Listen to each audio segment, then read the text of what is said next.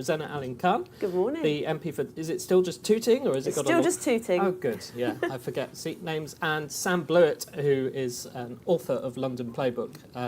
You didn't have to stay up all night last night, Sam. So got a bit more rest for once. Actually awake. Did we now? What was well, I'm not going to ask what the best party you went to last night was, because obviously it was our one, right? But what was the second best party you went to, Rosanna?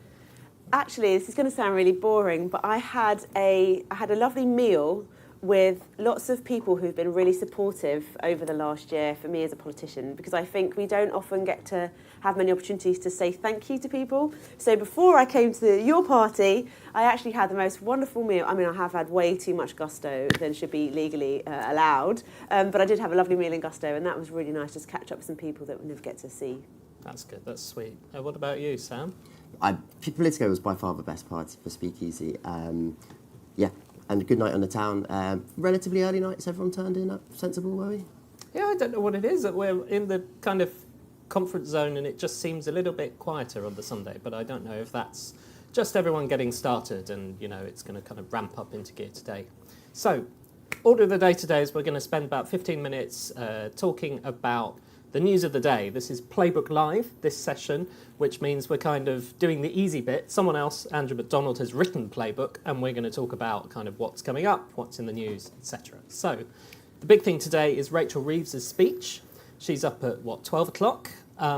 Usually, this is like the big event of conference, isn't it, apart from the leader's speech? Sam, is it kind of as big as usual?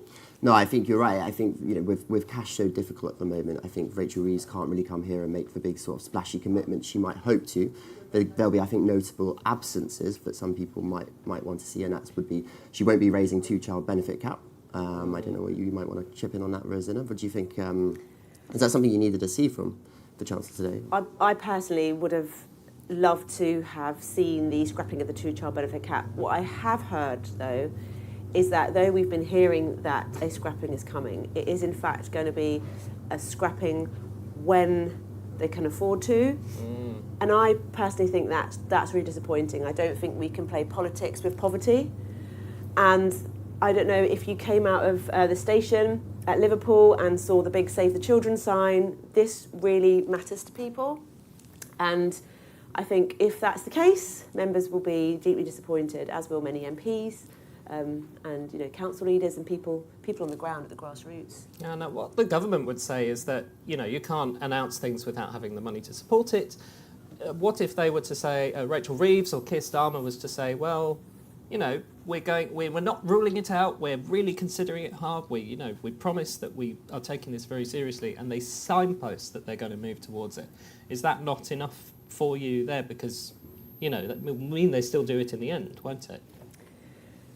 I still work shifts in my local A&E in St George's, and I see kids coming in who don't have enough food on the table. They can't wait for in the end. They need food now. They need warm homes now. Some kids whose parents can't afford to turn the heating on, they come in with burns because they've got an old mouldy water bottle that has burst in the night. We can't play politics with poverty. And quite simply, we need it scrapped now, and people can't wait. And of course, we all understand that there are limitations on finances. We understand that we inherited a car crash of an economy from the Tories. But there are some things that absolutely have to take a priority, and child poverty is that for me. Is it Keir Starmer playing politics with poverty? Well, I think Keir Starmer, and I've worked with him, I was in the Shadow Cabinet for 3.5 years, I think he wants the best for the country, I think he wants the best for our children, but I do think that sometimes he is ill-advised, and I think that the number 10 operation needs to professionalise a bit, because if you know you are not going to be able to scrap the two-child benefit, don't tout it for like 2 weeks, don't get everybody excited and hopeful about it, just be honest. Sam, obviously we know that Rosanna's not alone among MPs in having this feeling, right? How annoyed are MPs about this? Like, how widespread is this as a thing? I think a lot of, particularly the new intake, came into politics sort of during the years of austerity, and they knew just how much the feeling of their constituents and their supporters, the anger they have about this kind of policy. So it's really raw for them. I think it's something that they very much expected a Labour government to come in and do, and its absence after a year already, yeah, there's real anger, I believe. Okay. Well, I'm going to move on to something else now, which is Shabana Mahmood's speech today, which kind of, we've suggested in Playbook this morning, might actually overshadow, the Chancellor's speech in some way. Do you want to talk us through kind of why that is, Sam? Yeah, I think so. Shabana Mahmood today will be announcing some strengthening of rules around indefinite leave to remain. I think it obviously comes at a really interesting moment. I think we just had Farage last week, Nigel Farage, making such a big thing, really like introducing this topic to the public, which I don't think people had a great deal of understanding or belief that there were problems around ILR. So today, Shabana Mahmood is sort of tightening these rules up. Now, I don't know what you think, but like some people might suggest like now she's aping Nigel Farage. She might be going, I don't know, playing into his hands a little bit more. Definitely Home Office suggests that they've been having this in the works for a long time. But what do you think the risks are around this? So I've had a look at some of the proposals, and some of them do make sense. You see that in some of our international counterparts, like in Australia and New Zealand. I went to work in Australia as a doctor for a while, and I know that some things are really important, particularly for the individual themselves feeling that they can get work in the workplace. I think having good English, all of that stuff is important. There are a couple of things though that make me slightly concerned about the practicalities. For example, the community service. If you were coming over as a skilled worker, for example, working in our NHS, you're a nurse, you're a doctor. I don't know how some of those things would actually work in practice. So I think it would be interesting to see what's in her speech today and how it all plays out. I think it's important we don't try to out-reform, but I do think that if you look at some of our international counterparts, this won't be completely out of step with what they're doing. It's really tricky with reform, isn't it? Because at the same time, you've got, on one hand, Keir Starmer saying that reform's ILR policy, which goes way further than what we're talking about today, was racist. And then on the other hand, you've also got Keir Starmer saying, actually, the left was kind of too timid on tackling immigration, and that's one of the big problems over the last few years. Do you think he can actually manage to tread that path and not end up saying something that each side doesn't want to hear? I think there's always a way. There's always a way if you want to find one. And I think that comes with, again, professionalising the number 10 outfit and making sure that there are people who are not thinking with a political hat in terms of like left and right, but thinking with a practical, what's going to work, let's take the tribalism out of all of this. I mean, we are always criticised at the moment for not being a broad enough church, right? That is a huge problem for us in the Labour Party. And I think it's about doing the right thing at every step that is evidence-based, rooted in fairness, without listening to all the noise that is coming from either side. And there is a way to do that, but that takes a bit of bravery, and that takes a bit of ownership, and that takes saying, look, this is what we think is right, these are policies that work, and we will not cower to the racists, and we will call them out for who they are, but also we're going to do practical things. And if the far left don't like it, unfortunately, that's just a shame for them, because this is what's going to work and this is what we're going to do. So, Rosanna, you've brought up personnel in number 10 quite a few times. There's been a lot of changes so far, but what point do you think it's for the leader that's the problem? I think it's always a challenge, because I'm not close to the number 10 machine anymore. But what I do know is that when you look at some of the arguments and infighting that we've had recently, I think a lot of that could have been avoided. For example, the welfare bill. For example, the U-turning on the winter fuel allowance, the two-child benefit cap. It's happening, is it not happening, what's happening? All of those challenges and arguments, as it were, play out in the public. I think a lot of that could be sorted before the rest of anyone else has to see it, because I think if you're the voting public and you have to see what's going on and put your trust in a government, you need to have some faith that policies are thought out before they come to the fore, because otherwise you don't know what to trust. Are you going to be supporting a party and a leader based on one set of policies that are not going to be there the following year? I'm going to talk about one other thing that's in Playbook this morning, and that's the classic thing you always get at conference every year, which is the members' motions on something that the leadership really doesn't want to have brought up on the conference floor. And this time it seems to be the issue of what to do about Gaza and the war there. So you've got two motions coming today. I think one of them goes further than the other. One of them says that essentially adopts the word genocide to describe what's happening in Gaza. Sam, like, how much is this kind of a, the usual sideshow, it's not binding and all the rest of it, and how much is it actually a problem for? No, sure, this isn't binding, this isn't a conference where it's actually set for policy making of the leadership, but it does have a big bearing on the leadership, right?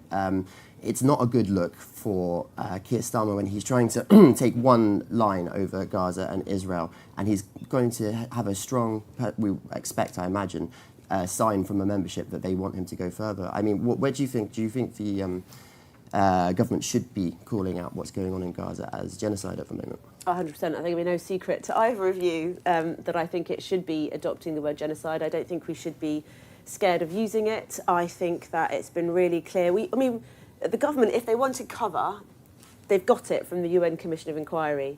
So it has been deemed by experts that it is a genocide. 4 out of 5 metrics have been met.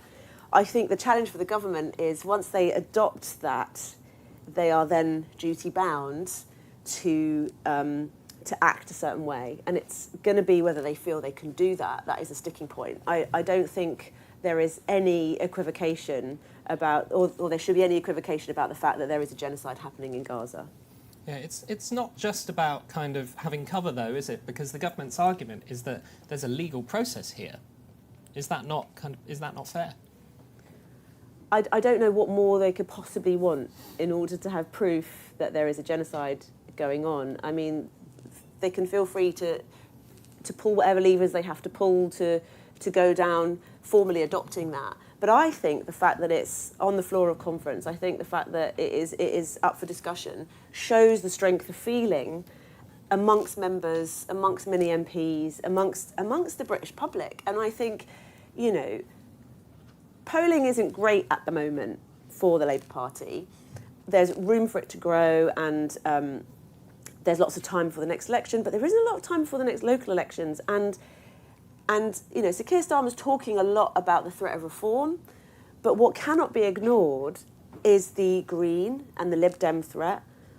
And they're able to galvanise votes and support in our communities at the moment. And I see this in London, and you probably do too, is because of some of our things like our inertia getting to talk about Gaza in the way that people would want us to, things like the welfare bill, that is losing trust in some of our communities where we're going to have people go vote Green and Lib Dem instead. Been getting leadership chatter about the PM. How serious is it, Sam? I think for now he's surely safe for some time. I think people mostly are looking towards May, when we've got the local elections and the Senedd and Scottish elections. I mean, we've obviously had Andy Burnham's shadow looming over this conference a lot, but I actually picking up the impression people are a bit annoyed about it. I think he went a little bit too public with his ambitions, and I don't think anyone really likes sowing disunity within the Labour Party or such naked ambition. What do you think? I think I agree with Sam, because it is conference, and that's when you're supposed to come together and have a united front, galvanise around the leader and the party, and create this positive image, because at the end of the day, it's not a game, right? The public are watching. They need to feel that they can trust us, and if they're seeing what looks like games to them playing out, that's not a good look for us. That being said, look, I've got a lot of time for Andy. I wish he'd stop some of that anti-London nonsense that he does. But I think that the timing isn't great. And I think right now we should be focused on getting our positive Labour messages out there. And there are many of them. There are lots of positive things, and I think the oxygen should be spent on not having internal battles, but actually putting those messages out. So you've led me neatly on, Rosanna, to you ran for the deputy leadership briefly. Oh yeah, no, I did. Oh no, what now? No, I didn't run. I ran before. The last time. You kind of put your hat in the ring, but it was... This time? Yes, there was... No. I was considering, considering. whether I would sorry. run. Yeah, no. I ran before, like a few years ago, properly, and I enjoyed that. Had a great time. I dabbled with the idea of doing it this time, but didn't, and fully backed Lucy Powell. You know, us journalists, we just take everything and run with it. I was going to ask what you think of the deputy leadership race, because we've had a bit of kind of, you're backing Lucy Powell. We've had some people, we get all the miserablists coming to us who kind of say, oh, neither of them are kind of different enough or independent enough for the government. What do you make of that? Yeah, look, I think it's always more fun when there are multiple candidates, and one of the reasons I decided not to stand, because I thought it was important to galvanise around one person that wasn't in the government, because I think it's important that you have someone who can respectfully challenge from the inside, and isn't intentioned, by the fact that they're in the cabinet and hold a cabinet position. And the reason I think Lucy would be good is because from speaking to her really early on, it is clear that she does get that though the fight is like reform, there are other challenges such as independence, the your party, my party, our party, whatever party that's called, all the independents that come together, the Greens, the Lib Dems. And also, I have been with her in shadow cabinet for a long time. I know how she operates, and I think she would sort of tell it straight to the leadership, and she'd be a really good campaigning deputy leader. So it seemed to make perfect sense that we just get behind one candidate and support them. On the deputy leadership, though, I don't know, but tell me if I'm wrong, but one of the things I heard was the reason you didn't run is because you wanted to keep your powder a bit dry for maybe City Hall, a challenge for London Mayor. So gossip. Is it? So gossipy. Well, no, I mean that's a great theory, though, isn't it? I wanted to keep my powder dry. I wanted to keep my powder dry. Well, no, it was genuinely because I thought it was important to get behind one person, because it became very clear that with lots of people thinking about it, we could easily distract ourselves and then end up with no one. So that's not the reason. But look, we have a brilliant Mayor of London, and he's in post doing a great job. So yeah. I note that your powder is still conveniently dry. My powder is dry. Just in case. Well, a girl can dream. No, seriously, I think it's for me, I even though everybody knows, I will say what I think, and I will vote with my values. I do think it's really important to stay united as a party and stand behind the leaders that we've got, particularly when they're doing a fantastic job. Like Sadiq Khan's doing a good job.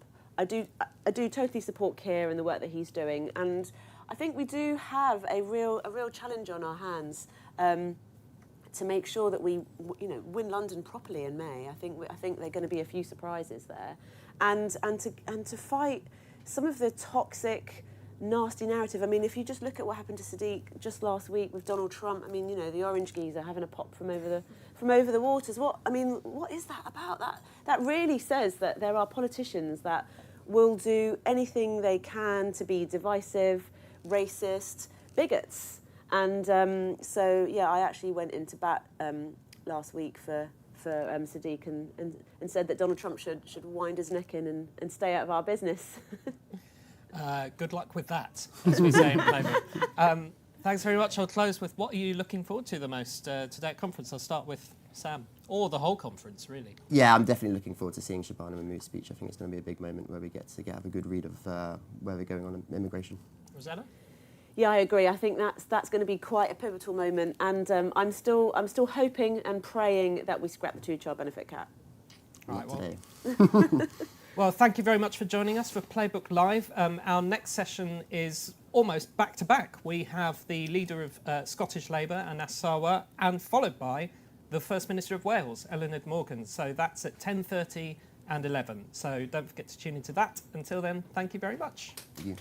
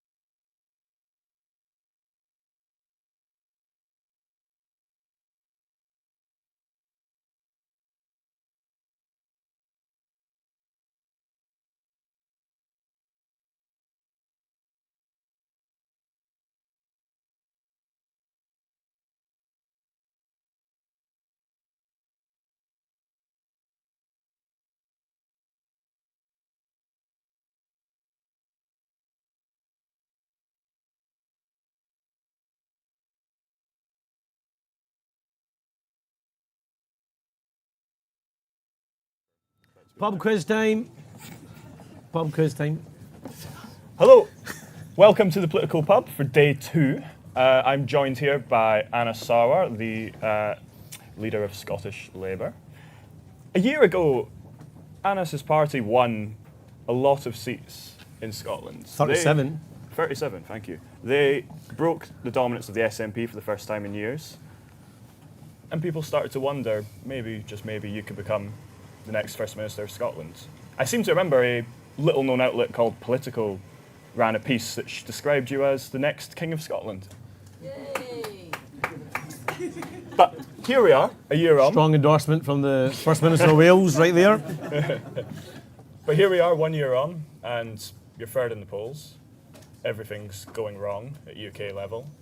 And it looks like you might not even become the official opposition in May's elections next year. What happened? I love the positivity and the enthusiasm of the question. Look, I've been the underdog for 4 years. Ever since I took on this job, people have said, one, we couldn't survive. Second, that we couldn't get ourselves back into second place. Third, that we couldn't win a general election in Scotland.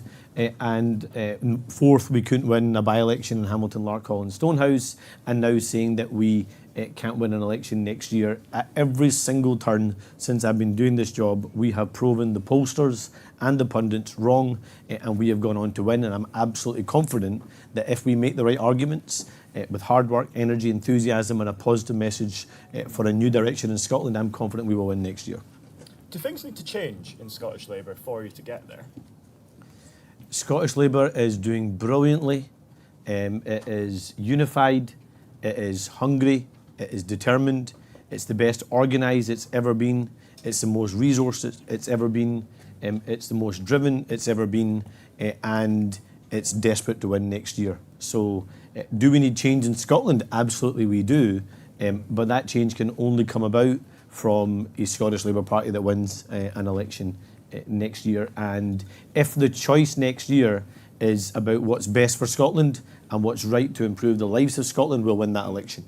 Because one of the things that often gets lost is if you think about the things that touch you and your family on a day-to-day basis and who's responsible for them, actually the responsibility for that lies with the Scottish Government, not with the UK Government. So if you think about your National Health Service, your local school, your college, your university, the apprenticeship schemes, local policing, housing, local services, all of the responsibility of the SNP Scottish Government, none of them the responsibility of a UK Government. So if you want to see a meaningful change in those areas, then we need a new direction next year, and ultimately only Scottish Labour can beat the SNP. Reform can create the noise, only Scottish Labour can beat them. That's all fair and true about the responsibility for things in Scotland lying with the Scottish Government. But at the same time, as Keir Starmer has become more unpopular in Scotland, and for anyone not aware, there was a poll over the weekend which had him as less popular than Donald Trump in Scotland. It still seems that whatever Keir Starmer does has an impact on you and drives Keir you down. Starmer's not standing to be First Minister, I am. No, but The election next it year, impacts you. the election next year doesn't change a UK Labour government, doesn't decide who the Prime Minister is. The election next year can change the Scottish Government and decides who the First Minister is. And in that contest, his choice is a straight one. It's either going to be John Swinney, who's been around since I was at school, still in charge for a third decade, or it's going to be a new direction with Scottish Labour. It's going to be more of the same, managed decline, can't do attitude, always looking for somebody else to blame, or a new direction, change, and actually meeting the ambitions of people in Scotland. And I'm confident if that's the choice and that's the election campaign, that we'll win. So in that vein, are you looking for Keir Starmer to stay away and leave the campaign to you? Keir Starmer's got an important job to do, and number 10, he's got an important job to do as Prime Minister. Of course, he'll play a part in our campaign, but I will be leading our campaign. I'll be at the forefront of our campaign. I'm the candidate. I'm the person that's going to be on the ballot paper. And he should I'm the stay person in that Downing Street, aspires is what I'm to hearing. be First Minister. So it's a straight choice between me and John Swinney. You say it's a straight choice between you and John Swinney, but Reform have surged into, second place. They did quite well in the Hamilton Larkhall by-election. They came third, we won. They did, but they came a pretty strong third, having, Farage's vehicles have never made much impact in Scotland before. What's different this time? Why are they now a threat, both to you and to the SNP? So the only threat that Reform are in the Scottish election next year is that they can be the vehicle that helps keep the SNP in power. They can't win the election. Nigel Farage can't be First Minister, thank God. Reform can't win the election, but they can help the SNP win the election. And for so many people that are tempted by Reform, one of the reasons why they're tempted by Reform is because they don't think government works for them. They're not happy with the level of services that they have in Scotland. They feel as if they're paying more and more and getting less and less in return. So the answer to that is not to keep the SNP in power. The answer to that is to get rid of the SNP. And the only people that can do that is the Scottish Labour Party. And again, if you look at the Hamilton, Larkhall, Stonehouse by-election example, people were predicting we were going to come third. No doubt it was a difficult by-election for us.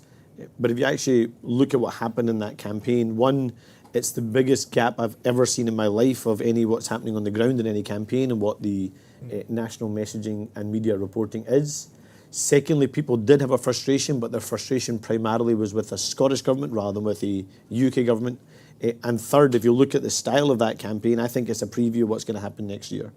Reform are going to try and create the noise, try and divide us, try and do a plague on all your houses kind of approach. Yeah. And let's see if they carry on the kind of campaign they did in Hamilton, Larkhall and Stonehouse, which was utterly rejected and probably horrified lots of people across the country. What did John Swinney and the SNP do? They didn't fight the by-election on their record. They're not planning on fighting the election next year on their record, and who can blame them? They tried to make the by-election about Reform and actually deliberately and cynically tried to push people into the arms of Reform for their own party political interests rather than taking on the arguments that Reform have outlaid. And now they want to talk about independence, not because they think they're going to win a majority. They know they're not going to win a majority. It's purely a distraction from their record all over again. And what did Labour do? We ran the most impressive ground campaign we've ever done, the most intricate and detailed digital campaign we've ever ran, and we focus on the issues that matter to people. And I'm really, genuinely, really confident that if we do the same again next year, we'll win the election next year. I am absolutely determined to do it. I'm happy and looking forward to handing out all the humble pies again to all the journalists and the pollsters in Scotland, like we did after the Hamilton and Stonehouse by-election. We literally handed out humble pies, and the pie budget is going to be high come the election next year to hand out those humble pies again. If Reform are basically campaigning on this, plague on all your houses, as you say, and trying to tap into the fact that politicians are just really, really unpopular across Scotland and the UK, and the SNP are also basically doing the same and, pointing at Farage and saying, do you want that or do you want independence? How do you tackle that? That's a tricky position for Scottish Labour. You're caught in the middle of this. I actually think the opposite, because what John Swinney, but again, if you look at we can obsess about the polls, and I'm not playing down the polls, but if you look at when voters have actually had to vote rather than when people have had to tick a box on a web page, the outcomes have been very different. So look at the Barrhead Council by-election, which was just a few weeks ago. The Labour vote actually doubled. The SNP vote fell by a third, and Reform were within less than 100 votes of the SNP, I believe, which was a significant result for us in an area that's never, in recent times, been a real option for us or a real prospect for us. But let's be clear about what we're trying to do next year. There has only in the entire history of devolution been a change of government once, and that's when the SNP came to power in 2007. We are trying to do something that's only happened once before since devolution started with the first government, and that is to change the government. It's the first opportunity to change a government in Scotland for almost 20 years. It's a big ask, but one I'm absolutely confident we'll do and get over the line next year. Given the arithmetic of actually getting over the line in Holyrood, are you prepared to rule out today that you would do any kind of deal with Reform to become First Minister? Yes, and look, the obvious answer to that one is Nigel Farage thinks I'm the enemy. Nigel Farage thinks that I'm someone that's not loyal to my country. He wants to question my identity. He probably would question whether I'm even put my country, Scotland, first. That's what they did in the by-election. In the by-election, they said that my priority would be to prioritise Pakistan than it would be to prioritise Scotland. I was born in Scotland. My kids are brought up in Scotland. I'm as Scottish as anybody else. I'll always obviously be more Scottish than Nigel Farage will ever be. But I'll tell you what, I am more representative of British values as well than Nigel Farage will ever be. And that's why Scotland rejected him. Scotland will reject him next year, and I'm confident the UK will reject him come the next general election as well. So, of course, we're not going to do any deals. We are going to seek to form a minority Scottish Labour government. I think it's pretty obvious that no party is going to win a majority. We will seek to form a minority Scottish Labour government, and we will work with individual parties and individual MSPs on individual issues to try and make progress in our great country. Reform MSPs? Look, no. So Reform, we're not going to do a deal. We're not going to work with Reform. And I actually think Reform's not going to perform as well in that election as people are predicting. If you look at the constituency base in Scotland, 73 constituencies, Reform can't win any of them. Labour and the SNP are competitive with each other in the vast majority of them. And then the rest of them are either SNP Lib Dem contests or SNP Tory contests. I think we are one seat where it's ourselves and the Tories, another seat where it's ourselves and the Liberal Democrats. We have got to make sure we're winning those constituency seats. Reform will be competing on the lists in terms of getting those seats. But if we win the constituency seats, the list seats that we taken will be from the SNP and the Tories rather than from us. I could talk to you about Scotland all day, but I think Why don't you? my bosses would maybe kill me if I didn't ask you any questions about the things going on at conference here. Andy Burnham, one of your MSPs actually told him to shut up yesterday. Do you agree? Should he shut up? Look, Andy Burnham is an important Labour voice. He's someone that we need as a key Labour voice. But the people of Manchester need him. He's doing a great job for the people of Greater Manchester. And in actual fact, and for those that are journalists in Scotland, they will know I reference Andy quite a lot when I'm talking about what's happening within Scotland, because one of the great lessons I think from mayors like Andy or mayors like Sadiq or Tracy or Steve, other mayors across other parts of the country, is they have done regional democracy really, really well. And they have got results in their regions that outperform the results that the Scottish Government's got in Scotland. Even though they have fewer levers, fewer economic resources, they have managed to get better impact and better outcomes for people in their regions. If we could regionalise our democracy within Scotland and regionalise our delivery in Scotland, I think we would get better results for the people of Glasgow, better results for people of Edinburgh, better results for the North East, the South of Scotland and the Highlands and Islands. So there's a positive model there about what Andy's done in Greater Manchester that I think it's an important lesson for all of us. Debates about other things at Westminster I think are just usual political tittle-tattle that happens at party conferences. We've instead got to get much better at telling our Labour story, demonstrating the successes we've had, eliminating and correcting things that might be going wrong, and focusing on making lives better for people in every part of the country. Yeah, so on that last point on, correcting and eliminating things that have went wrong, what would you like to see more of from Keir Starmer on this? So I think one of the things, different people have different personalities, and I think it's unfair to expect everyone to be the kind of identikit politician that people would want them to be. Like, so, for example, I think it's pretty safe to say I'm probably a bit more chilled out. I'll happily be put a tune on, dance a wee jig for you around the pub. That's not going to be Keir Starmer's style. Different kind of background, different style. But I think what people want to see is an authentic Labour case being made and an authentic Labour difference being made tangibly to people across the country. And there are tangible Labour stories to be told.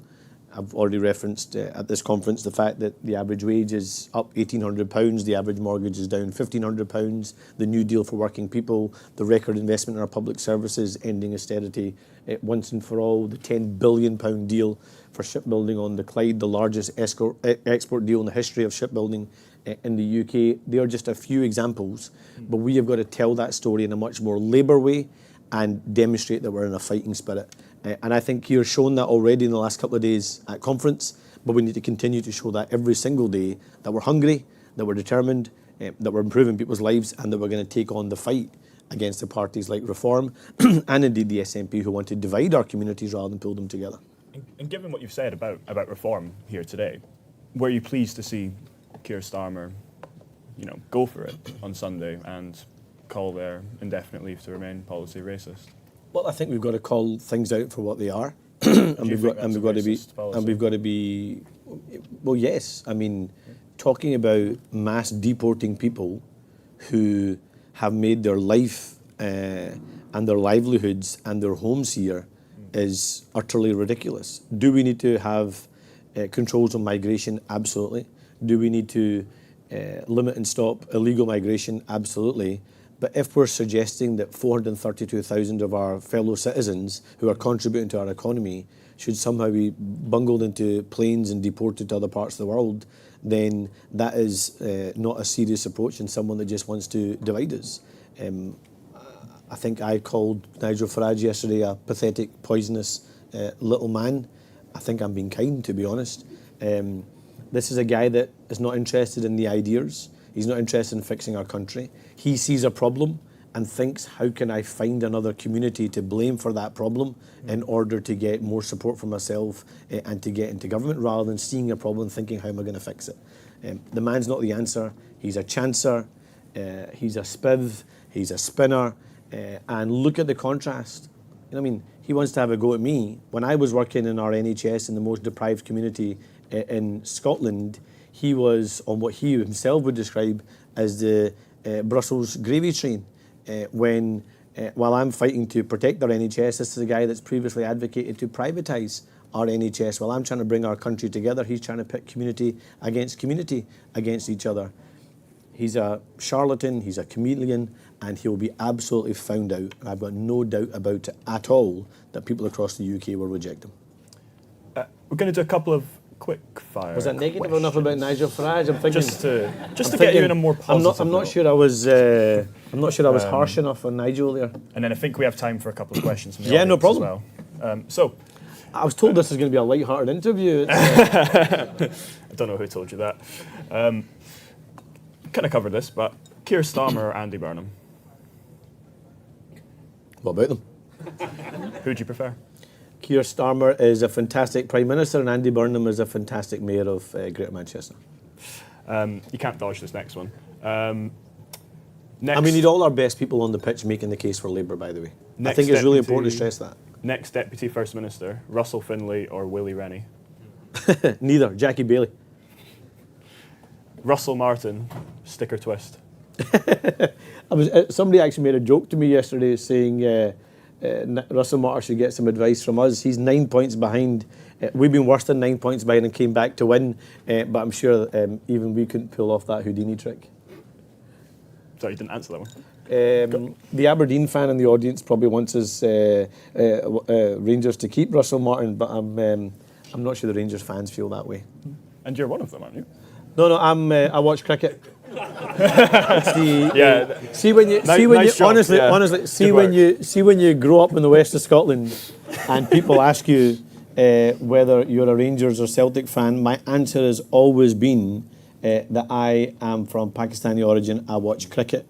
And then I get asked, okay, what kind of, and then they ask about faith, and you say, I'm Muslim, and they say, okay, are you a Catholic Muslim or a Protestant Muslim? To try and figure out which side of the divide you're on. But I've always said, and this will maintain my line, that I will stick to the cricket and let other people worry about the football. It's probably wise.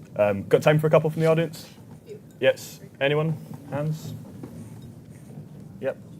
I recognise a Scottish journalist and a fellow Andrew. Andrew Quinn from the Is it a ginger? Scotsman. That's what it was.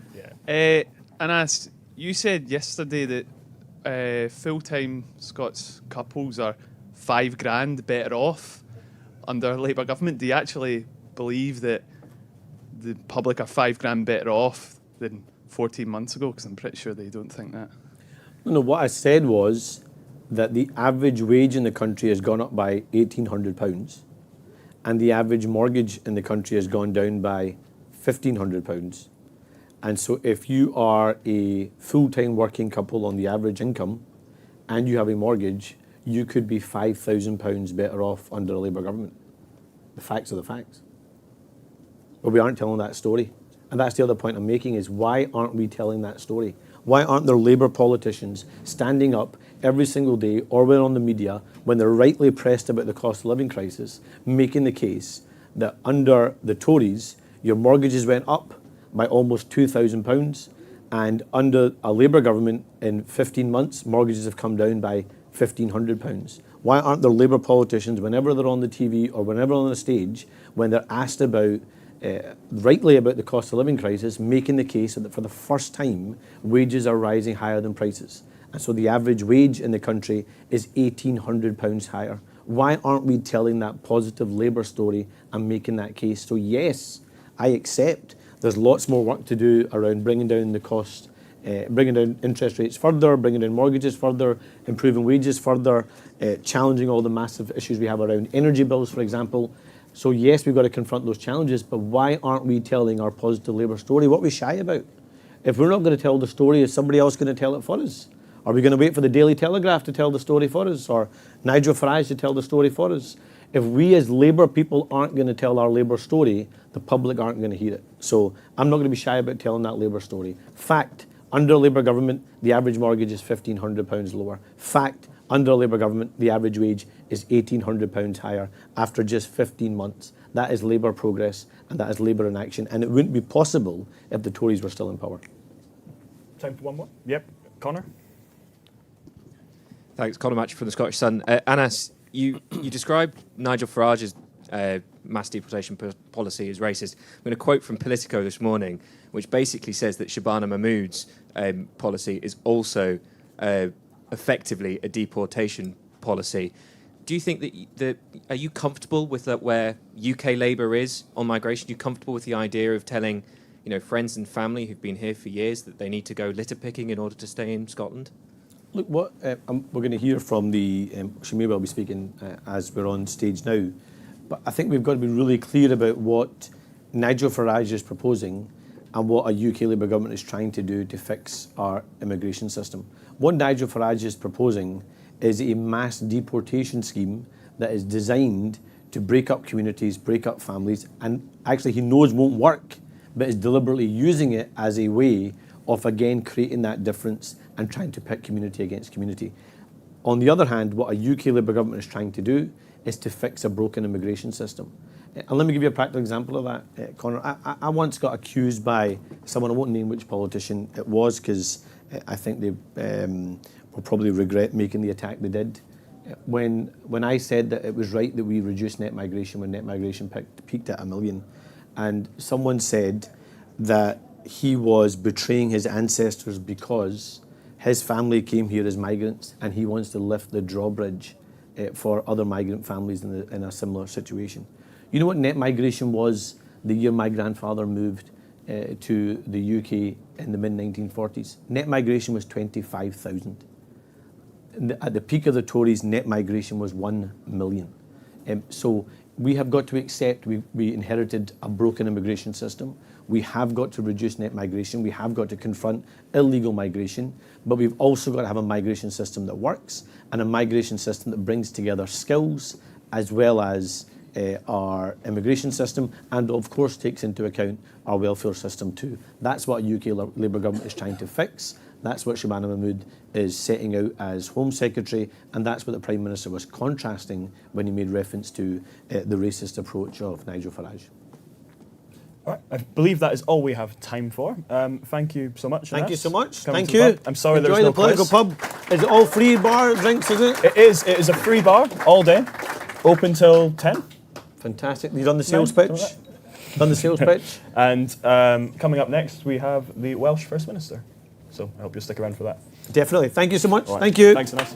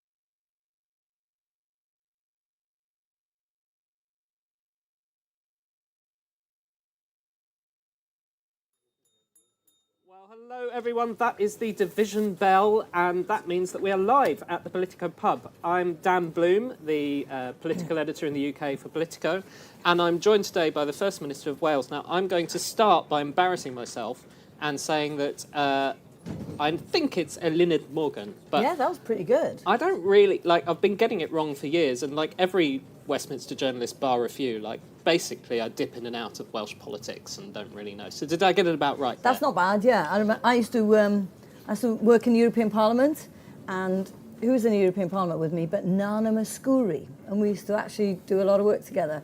And she left at one stage, and then she did a concert in Cardiff, and I asked if I could meet her behind afterwards, and she made this big announcement from the stage, and she said, "Please come and see me, my great friend. I truly believe that if it were you and me running the world, there would be peace. So please come and see me, my great friend, Eluned Morgan." So she had never learnt to say her great friend's name. So you did quite well there, Dan. Is that the worst pronunciation you've ever had, or That is wasn't good, So but worse. yours wasn't bad, to be Okay. fair. Okay. You've been at conference. You're heading back for First Minister's questions tomorrow. That's right. About a 4-hour train journey, I think. That's you right, said.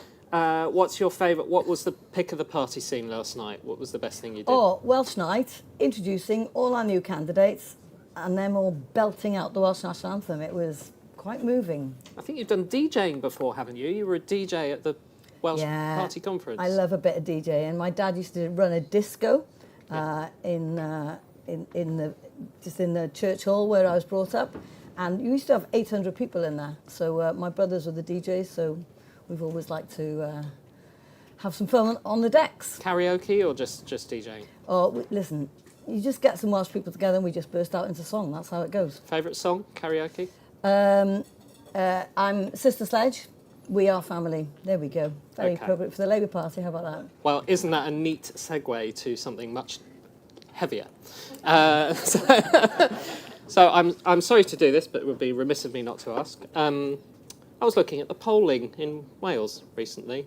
Plaid, 30%. Reform, 29%.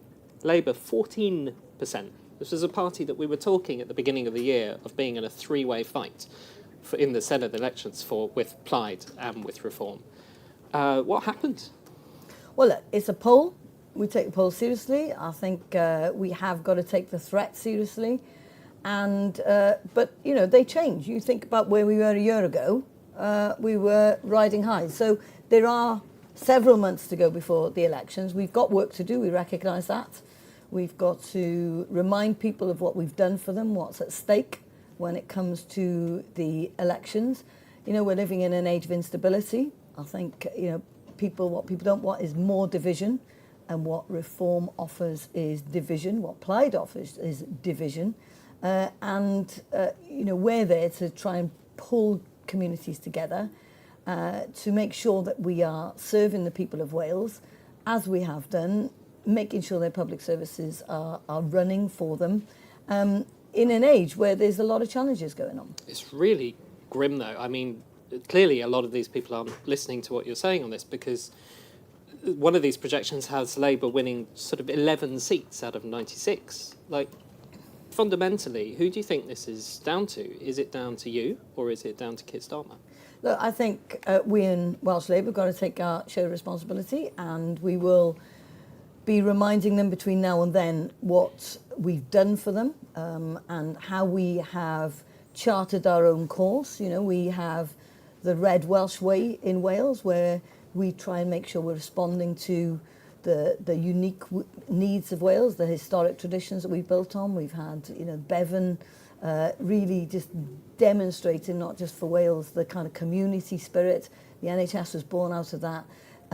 You know, the way we do things is slightly different. We've led the way on so many things. Been interesting today, there's talk about this youth guarantee, for example. Well, we've been doing that. We've been doing that already. We've led the way. We led the way on free school breakfast. You know, they're having a party about that in UK at the moment. That's wonderful. We've been doing it for 21 years. We now have free school breakfast in every primary school in Wales. So, you know, we charter our own course. We do it our own way. People, I hope, will recognise that those things that are there for them today may be gone tomorrow, we need to remind them of that, but also obviously to offer a vision for the future. And what was great last night is that we had all these new, enthusiastic, driven candidates. And what we are going to see is almost half the Labour group leave. And that's because most of them are pensioners. So they've been there for a long time. And I think that fresh injection of ideas, of enthusiasm, of blood, all of that, I hope, is going to transform where we go in future. So you're saying that the Welsh Party has to take your share of what's going on here. We've got the Caerphilly by-election. It's later. I can't remember if we're in October yet, but it's about a month away, right? What are you kind of... That's not going terribly well by the looks of things.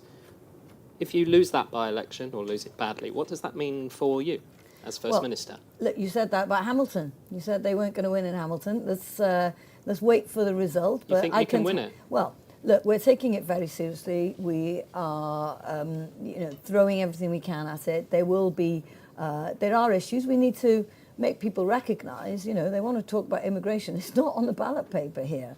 That is not what we're discussing here. So we need to make sure that people realise, if they are upset about various issues, that is not a vote for reform is not going to help in this by-election. I wanted to ask you about immigration, actually, because you heard Anas Sarwar being asked about this as well. The party is the National Party. Keir Starmer has taken, a bit of a tilt now towards attacking reform, right? And you called them, I think, in your speech, charlatans, vultures, that kind of thing. Are you kind of relieved that Downing Street is finally doing what you want to do? No, listen, we've got to attack reform. I think it's really important that happens. And I think it's also important that we're true to our values as well when it comes to immigration. I think we've got to recognise the massive contribution that immigration has made to this country. In the area where I represent, almost 50% of the doctors and dentists have been trained overseas. Now, this isn't something you mess about with. You start, threatening them with deportation, you've got a major problem when it comes to public services. So, that's not where we're at. Clearly, there's an issue with illegal immigration that we're all keen to address, but that is not on the ballot paper in May, not for Scotland, not for Wales. Are you worried about tightening up indefinite leave to remain? Because that's what the government's talking about today, the UK government. Look, I do think that people should contribute. I don't think that's true for immigrants. I think it's true for everyone. Our social welfare model is built on the assumption that those who can contribute should contribute. And I do think we need to make sure that is true for the whole of society. But should that be the same contribution for the whole of society then? Because what we're talking about here is doing community service to prove that you can get your indefinite leave to remain that people like you and me wouldn't need to do. Look, I think what needs to happen is that we get people to contribute, ideally through taking jobs. That is how we'd like them to contribute. We need to equip them with the means of being able to contribute. So I think that's been quite interesting. Back to that youth guarantee. What's interesting, which is why we were quite clear when it came out to the approach to the welfare cuts that was initially set out, what we had learned is that you have to stand by people to get them into work. That's what success, that's how you breed success. And our youth unemployment rates are lower than they are in England because we've done that standing by people to get them into work. So just cutting benefits without giving them the support to get them into work, that is not going to change the dial.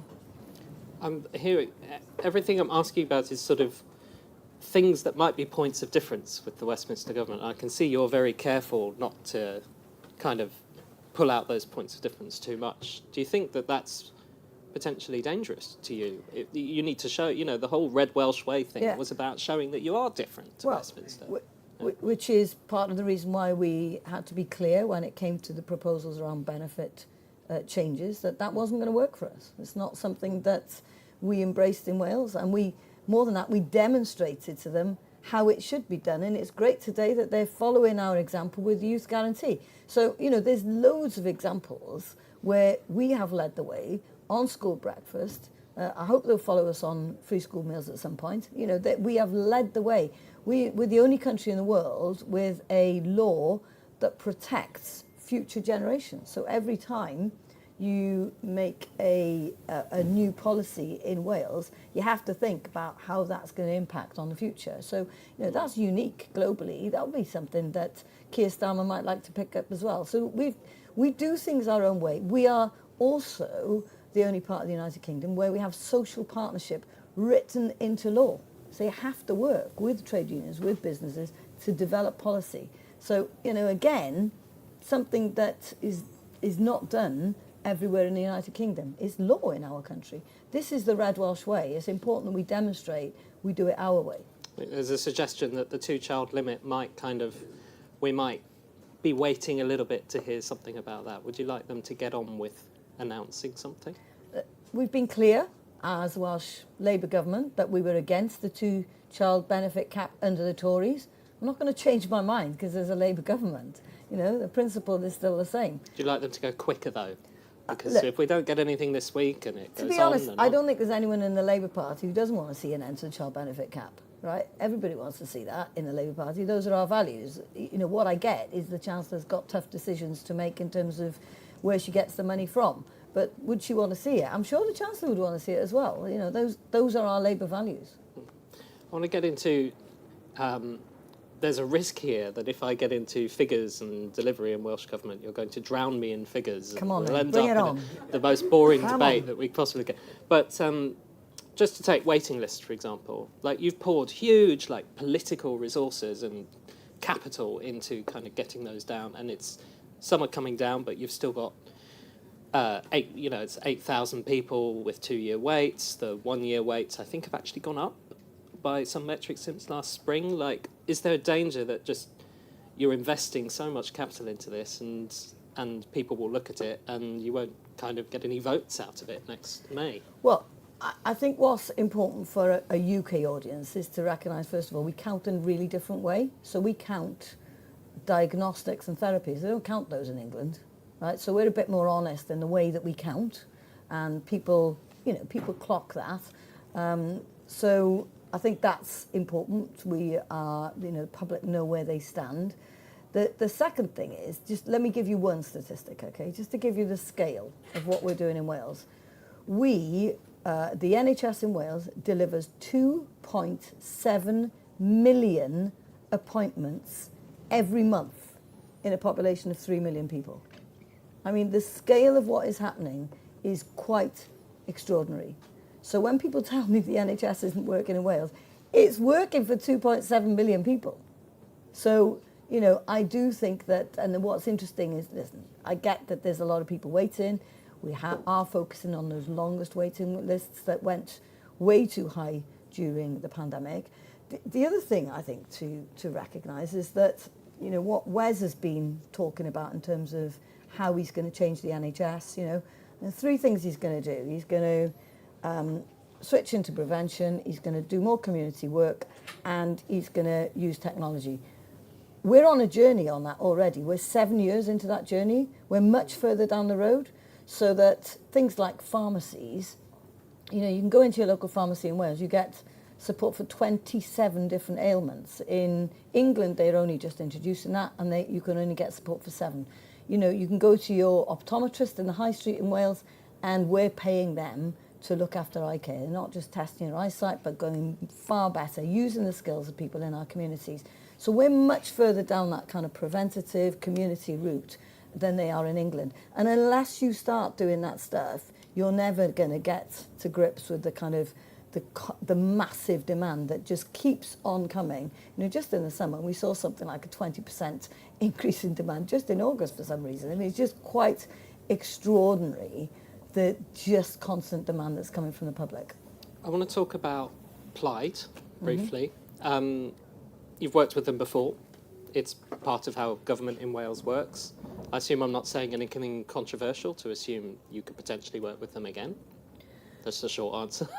Well, look, I mean, we have got a system And it does seem anathema to the kind of UK government way of doing things. You know, our system is built so that you have to, you know, we've never had a majority in Wales. I mean, people just assume that we have. We've always had to work with other parties. So there's nothing new here. But next time we've got a completely different system. And, you know, nobody quite knows how that's going to work out. But obviously there'll be people we will not be working with, and I think that's more important to underline that.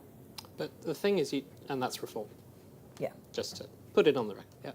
Yeah. You look at the Lib Dems, what happened to them when they went into coalition as a junior partner. So what the polls are saying at the moment is Labour could be a junior partner to Plaid.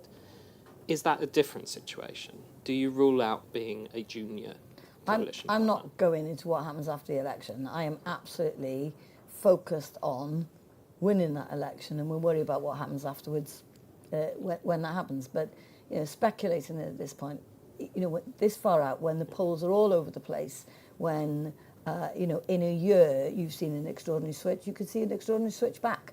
So why would I go into speculating about what happens after the election? I do think, though, the polls are so bad, and, you know, you're talking about kind of pretty apocalyptic stuff where you could lose your seat or what have you. Just on a personal level, like, how do you feel about it? Does it, I don't know, does it keep you up at night? Look, there's definitely a weight of responsibility if you're running a country. There's no question about that. And I am aware that, you know, you're talking about the most successful democratic political party in the history of the world. That's what Welsh Labour is. You know, we've been winning for 103 years. We've been running the Senedd for 26 years. That's an extraordinary record. So yeah, I'm very aware that that, you know, I want to maintain that success rate, and I'll be doing everything I can, and obviously I'll be asking for support from the wider UK Labour family in terms of trying to make sure that that is the case. Losing sleep, or are you not that kind of person? Look, I'm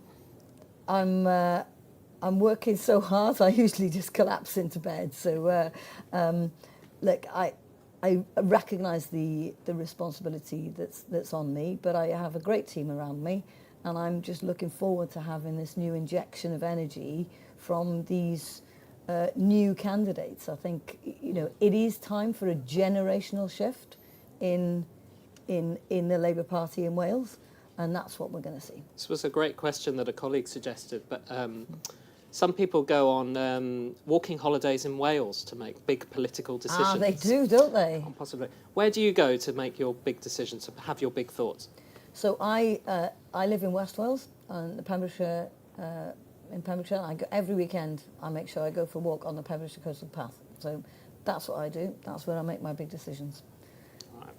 I'm going to ask you some quick fire. Oh God! I'm going to go to the room. These are always the toughest. North or South Wales?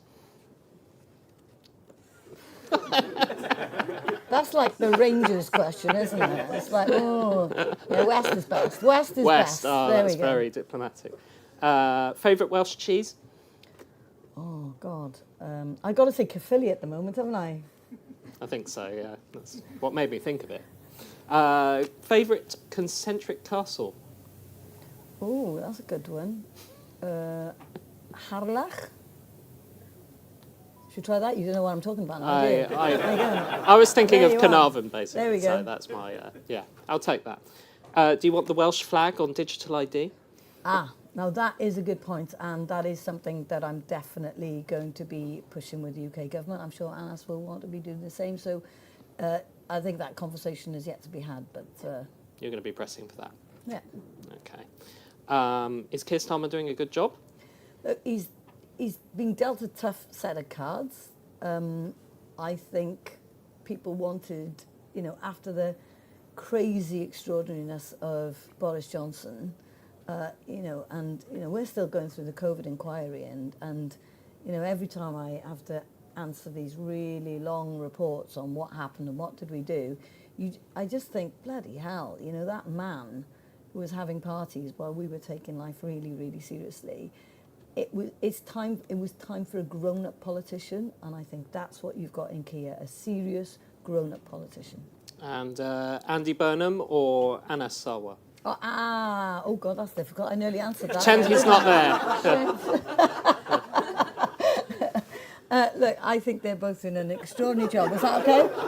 I know. And You Anas can't is even pick here. him when he's sitting here. And he's there. And yeah, listen. Okay, if I'm honest, Anas. Right, we're going to go to some questions. Journalists or others in the room are welcome to. Have we got any who want to? Come on. Someone's got to. What do you hoping the Prime Minister... We've just got a mic. One second. Sorry. What are you hoping the Prime Minister is going to have in his speech to help you out in Caerphilly and in the Senedd election next year? Look, what I'm looking for is some investment into Wales. Now, I wouldn't actually expect that to be in his conference speech here, but that's what I will be looking for from him in the next few months. You know, serious commitment to investing in Wales. You know, people are struggling with the cost of living crisis. They need quality jobs. That's what I'm looking for, is quality jobs coming into Wales. Any more for any more? Can I just ask one more, sorry? Yeah, go on. You mentioned last night at Welsh Labour Night that you had a list of things that you wanted him to give in the next month. Can you give us a hint of some of the things that would be on that list in the next 6 months that would actually tangibly help? No, I'm not going to give you a list at the moment, but I have been discussing a range of things that I would like to see. And, you know, we do need to see delivery from Partnership in Power. It's got to be meaningful. You know, we did get some extra money to help us support with coal tips. So we've got over 2,500 coal tips. Because of climate change, they are becoming unstable. And we all remember Aberfan and what happened, and, you know, hundreds of children being killed when a slip happened in the 1960s. We've got to avoid that. And, you know, this is a legacy from pre-devolution, so it's quite right that the UK government helps us out. We asked for support with that from the UK Tory government. They didn't give it to us. Keir has given us that support, so that was gratefully received. They've started on the route to correcting the injustice when it comes to rail investment. So, you know, but I see that just as the start of the process, and I'll definitely be wanting more. Thank you. I'll call out for any more questions if anyone has changed their mind at the back. No, all right. I think that's time for diolch yn fawr. us. Thank you very much Should for joining we us. teach you some Welsh? Diolch. Diolch. Diolch. Excellent. Diolch yn fawr. Yeah. So thank you very much. We will be at 2 o'clock with the digest of the Chancellor's speech. You can watch the Chancellor's speech here in the pub at noon, and then we have Rain Newton-Smith of the CBI and Paul Novak of the TUC at 2 o'clock. So join us then. Cheers.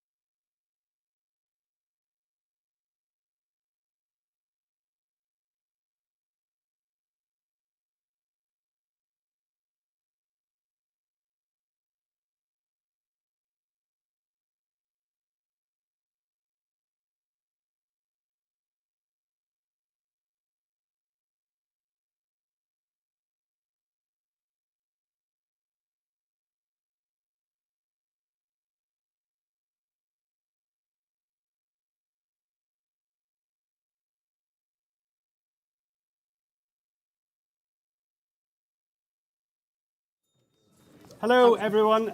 Thank you so much for joining us in the Politico pub. Paul is in the spirit already with a pint in hand, which is what we like to see. It's 0 alcohol. Oh, well, still, Maybe. it's good. No, it's not. My name is John Johnston. I am Politico's London influence reporter and delighted to be running this session looking at Rachel Reeves' speech, which finished not too long ago. To do that, we have Paul Nowak, General Secretary of the TUC, and Rain Newton-Smith from the CBI. Just to sort of kick things off, what was your sort of main impression from Reeves' speech? There was a lot of politics. There wasn't a lot of policy. Do you think she sort of got the tone right? I think for me it was a confident speech. I think Paul and I were both there, and when you're at a party conference, she's mainly there to speak to the party members, and I think she delivered it well. I think from a business point of view, what they would have been interested in is, I think, the focus around the energy transition, around really, we need to invest in nuclear as part of that. We need to be creating good, clean, green jobs. I think there were some elements about how it's important to be close to Europe in terms of our trading relationship. Some interesting and important stuff on youth mobility, so young people from here being able to work and study in the EU and vice versa. I think some of those, that was a sort of welcome signal. And ultimately, I think she was trying to say, look, we need to have a stable macro outlook. We need to have stable public finances, fiscal stability, and trying to get her party around that as well. And I think that stability business will welcome. Of course, what they will be watching out for is all eyes are on the budget. I don't think we expected to see announcements today on tax and spending, but that's what business will be, looking ahead with some trepidation. Paul, you said not that long ago that Labour needs to do a bit more so that people feel the agenda, that it's not just a slogan. Yeah. Do you think that what Rachel Reeves said today sort of does any of that, or do you think there's still very much this sort of focus on the agenda and people aren't actually getting to grips with Well, just going back to the point that Rain finished on, I mean, this was never going to be about a lot of policy, was it? Because the Chancellor doesn't get the opportunity to get up at a party conference and talk about policy. That's what a budget's for, and that's what spending reviews are for. So expect to see more substance in November. I said going into conference that it was important that Labour showed whose side they were on, and showed they were on the side of working class people, their families and communities. And I think Rachel set that out very clearly today. So she talked a lot about good unionised jobs, really important for us. She talked about employment rights. She talked about UK jobs and UK supply chains, whether that's in steel or shipbuilding or manufacturing, really important. The things that really matter to people directly are those breakfast clubs that do make a difference to kids, but also to parents who are going out to work. And then some big ticket things for us, like a youth jobs guarantee, really important. None of us want 1 million young people out of work. And so active support to get those young people into work, education or training, really important. So from my point of view, I mean, there is obviously some big things that people would have been wanting and looking for, things like the two-child benefit cap. Maybe that comes as we get closer towards a budget, but a step in the right direction and clearly setting out whose side the government is on, and a very clear counterpose to both the Tories and Reform. You mentioned the employment rights bill, which Rachel Reeves did mention, didn't say sort of too much on that. I mean, obviously you've been pressing really hard for the government to deliver that in full, especially after Angela Rayner's resignation. Do you think you've won? I don't think it's a question of winning, John, but I think Ray might disagree with you. Yeah, I think the government is going to absolutely implement the employment rights bill and implement it in full, and I'm confident about that, never complacent. But I think you just have to see the reaction to those hostile amendments from the Lords. Week before last, the government voted down every single one of them. Now, once we've got the primary legislation, then we've got to get into the detail about, well, how's the probation period going to work? How are things like union rights to access workplaces going to work? And we'll continue to push our case hard on those issues and more. But it's really important, I think, in terms of the government delivering its commitments, its manifesto commitment to the British public. And it's really important in terms of electoral support as well. I mean, you might have seen the big spread in the Mirror today, Dale Vince's Giga poll, 45,000 adults, absolute support for every measure in the employment rights bill, and the support is highest amongst those who are Labour to Reform switchers. So I think manifesto commitment, important in terms of improving people's life at work, levelling the playing field for good employers and for the UK economy, but also electorally dynamite as well.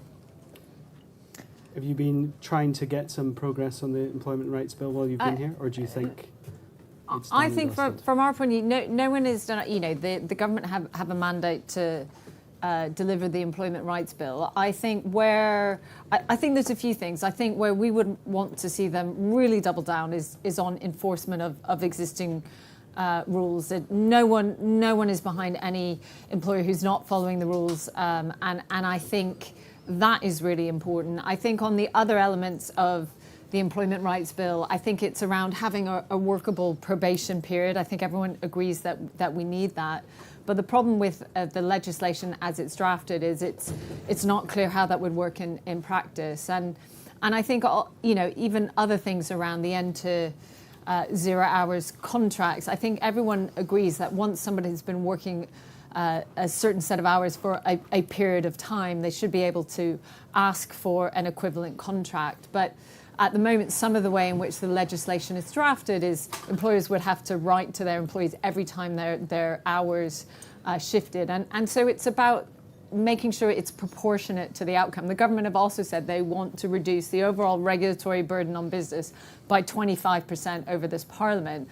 The employment rights bill needs to be included in that we need to make sure that it's proportionate to the outcome we're trying to achieve. So I think there's a lot, you know, I think there's a lot of common aims behind it, but I think we just have some real question marks about how it's being delivered at the moment. And I think particularly if you look, and I do think the things that the Chancellor announced today around the youth guarantee, everyone agrees that 1 million people young people out of work is a huge challenge. And I think, you know, getting people who've been out of work for 18 months back into work is a huge opportunity. But that's going to take businesses making that decision to take a risk on someone who's been out of work for a long period of time. They won't have the same skills. So how we can support them finding those skills and taking a risk. And the challenge at the moment is some of the employment rights bill feels like it's pulling in the other direction in terms of creating those opportunities. So I think there's a common ground, and I think there's a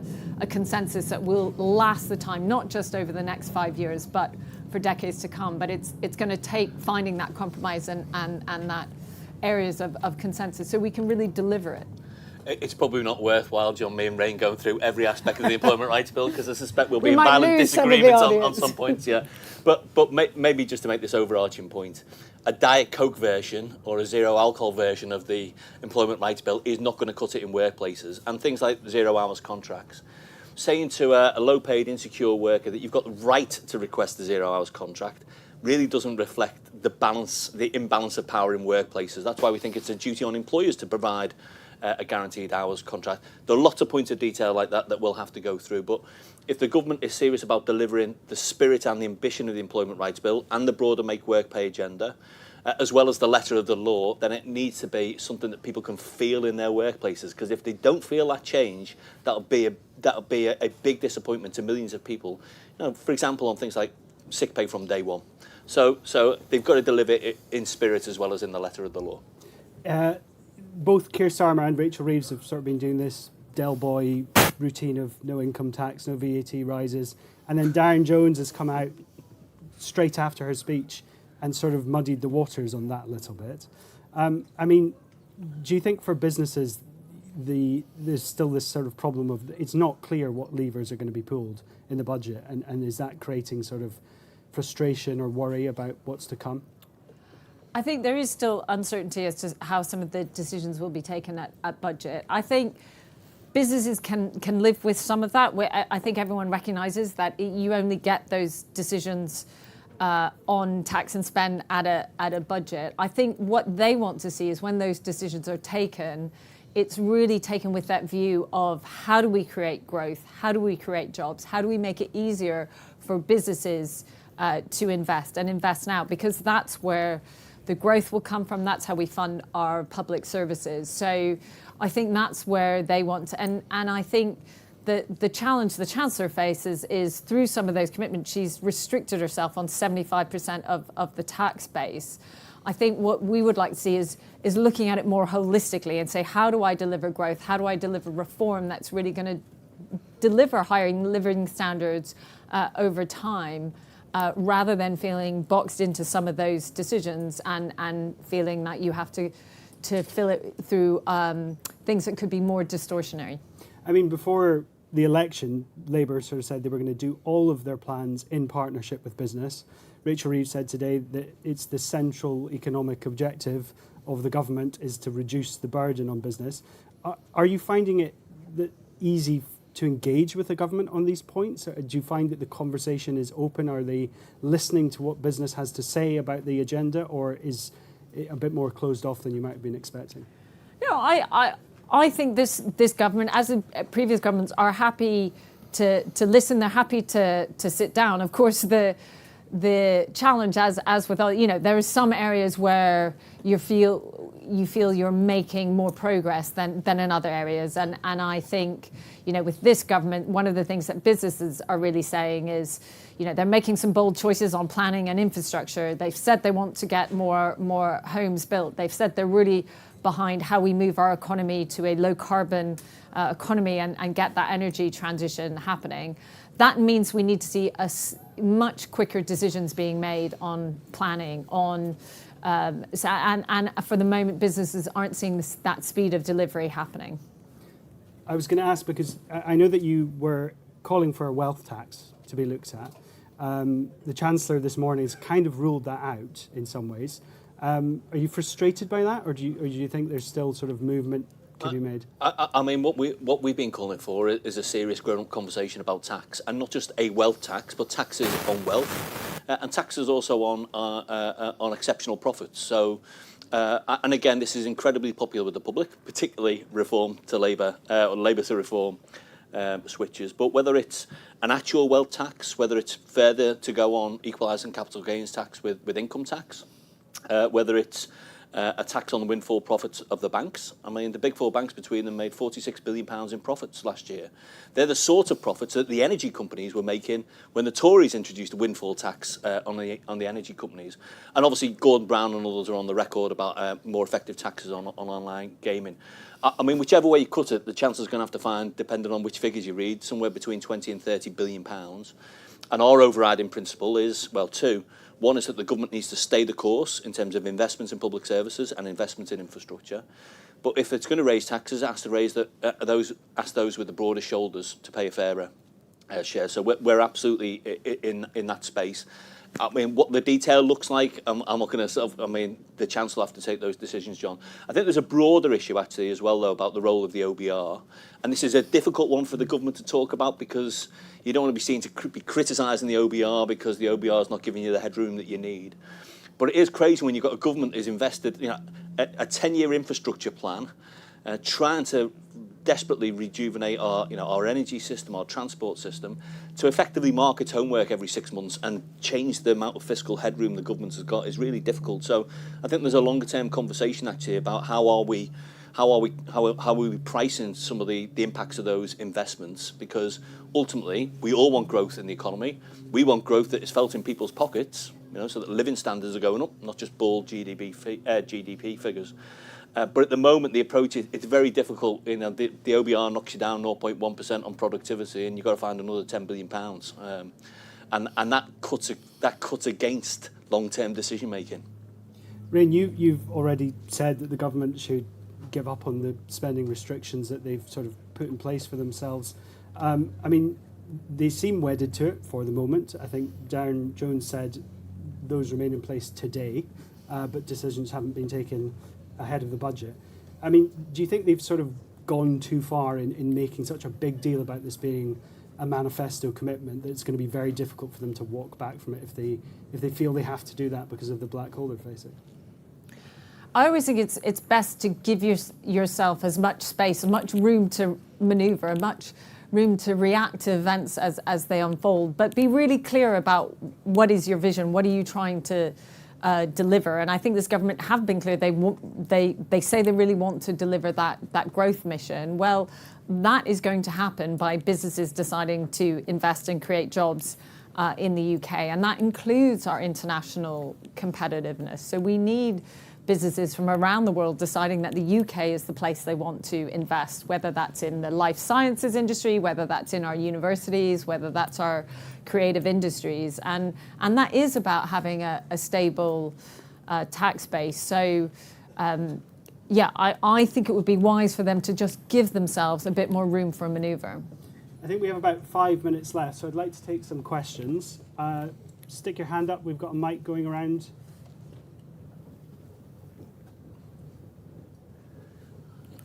Come on, there's no such thing as a free pint.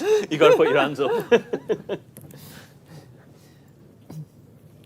All right, have a think. The one other thing I wanted to ask about is digital IDs, which not mentioned in Reeves' speech.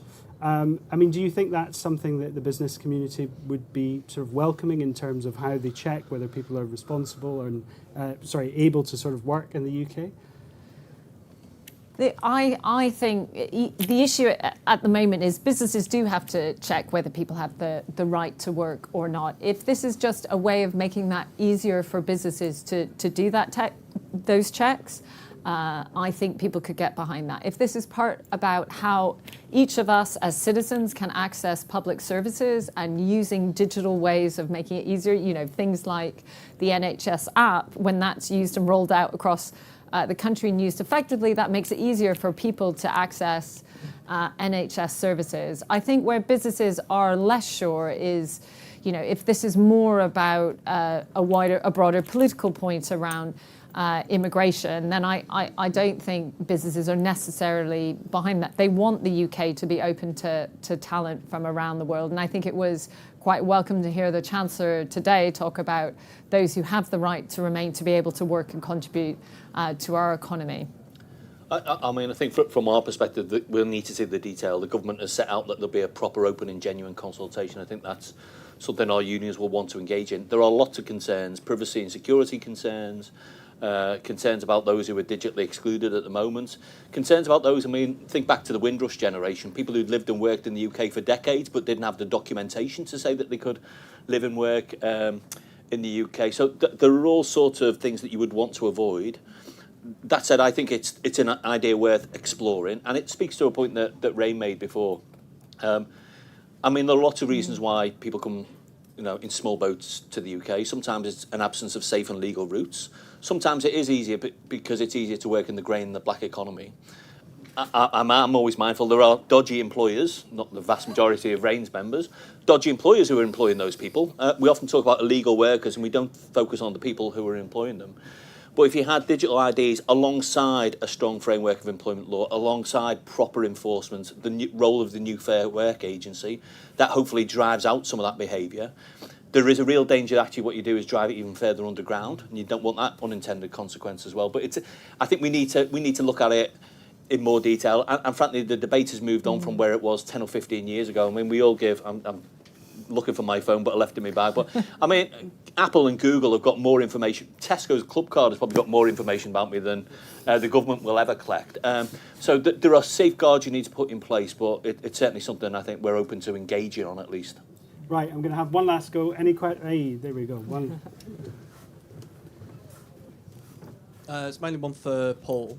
So in terms of reform, how much engagement have you seen from the party, whether that's councillors, any elected representatives, or members in terms of the trade union movement? Because obviously Labour's losing a lot of votes to reform. Are you seeing kind of a bit more trade union action there as well?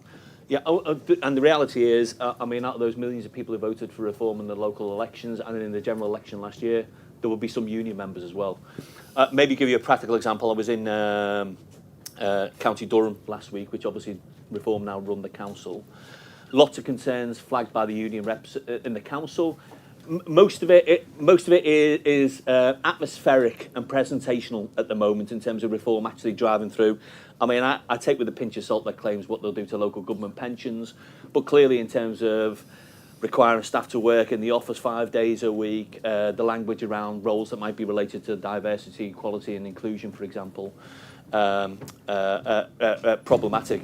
It's actually been quite a recruiting sergeant for unions in those reform-led councils, where people have joined unions because they're worried about the competence of those reform councillors have never run anything before, now in charge of tens of millions of pounds worth of local authority budgets. I mean, I think we've got a big job with our members to engage them about the gap between what reform say and what reform do. The Employment Rights Bill is a classic example where Farage says he's on the side of working people and then votes against the Employment Rights Bill at every opportunity. He stood up in Scunthorpe with Save Our Steel literature from the steel unions and then rides on the coattails of Donald Trump, and we know his destructive tariffs, the impact that would have on UK steel and other key UK industries. But I don't see our job at the TUC as lecturing union members about you were wrong to vote reform, and certainly not to write off those members as racists or bigots. I think the vast majority of people who voted reform will be decent, fair-minded people who feel they've been let down by mainstream politics. And this does go back a little bit to what I said before about the Employment Rights Bill, and maybe even the point about tax. People are disillusioned with mainstream politics, and they want politicians to deliver the promises that they make in elections, and that's why delivering those manifesto commitments, whether it's on employment rights or indeed on tax, is really important in terms of people keeping faith with the political process. I'm getting the nod, so I think we're out of time. So just to say thank you so much all for coming. We have a little gap now, so please stay and drink all our free booze.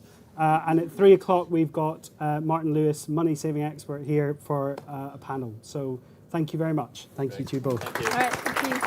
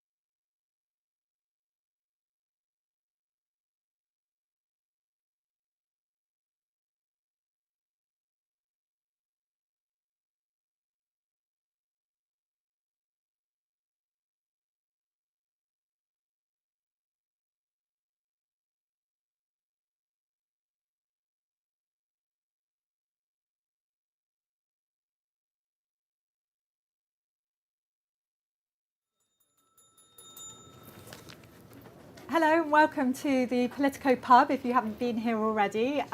Welcome to Martin Lewis, who is our latest guest in the pub today.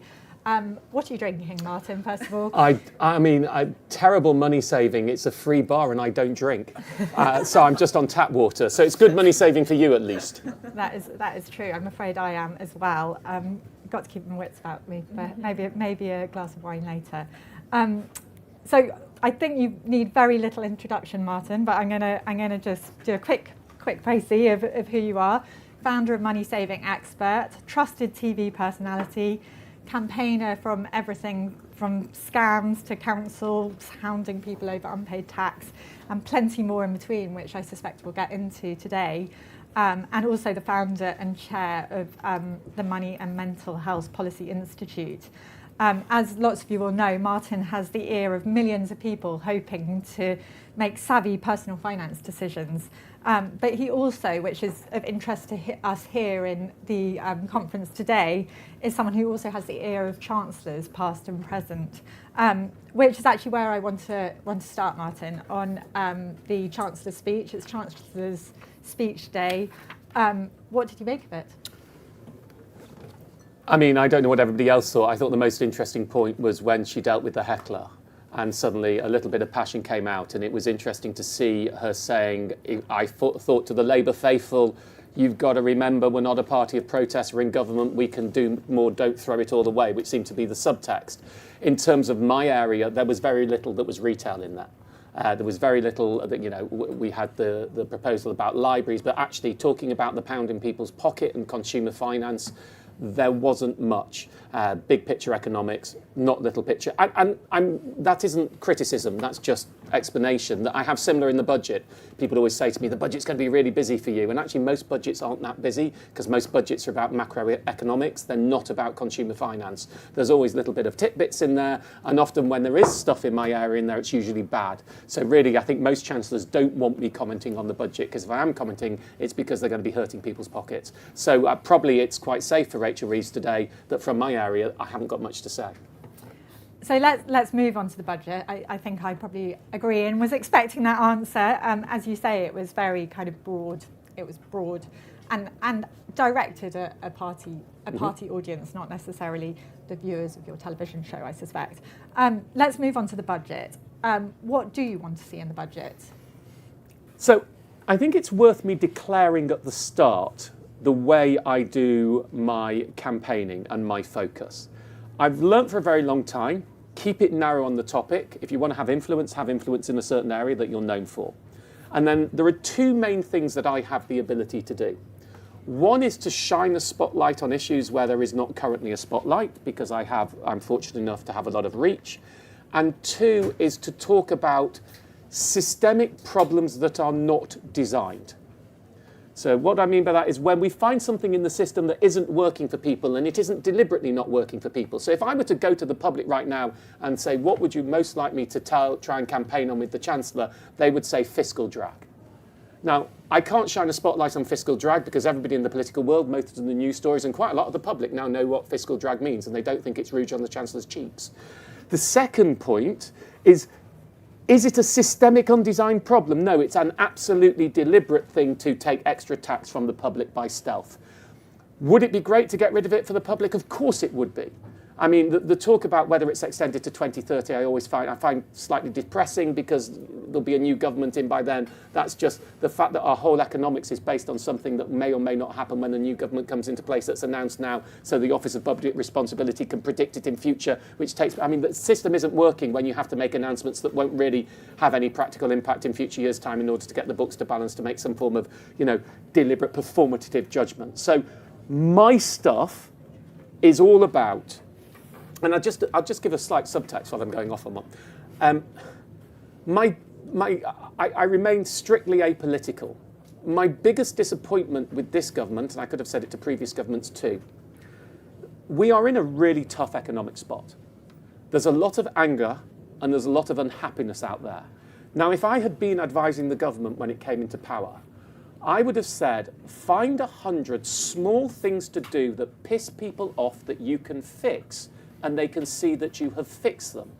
because you're not going to be able to fix we haven't got enough houses, we need to turn the economy around, we need to get more growth. You're not going to be able to fix that in a year.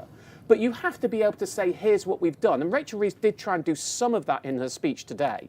But there could have been so much more. And a lot of the stuff that I deal with is stuff that you could, just take that little bit of heat out of arguments and people could go, yeah, they fixed that. I mean, I've got a list. I scribbled it out before I came into here. I'm going to put my glasses on because I'm old.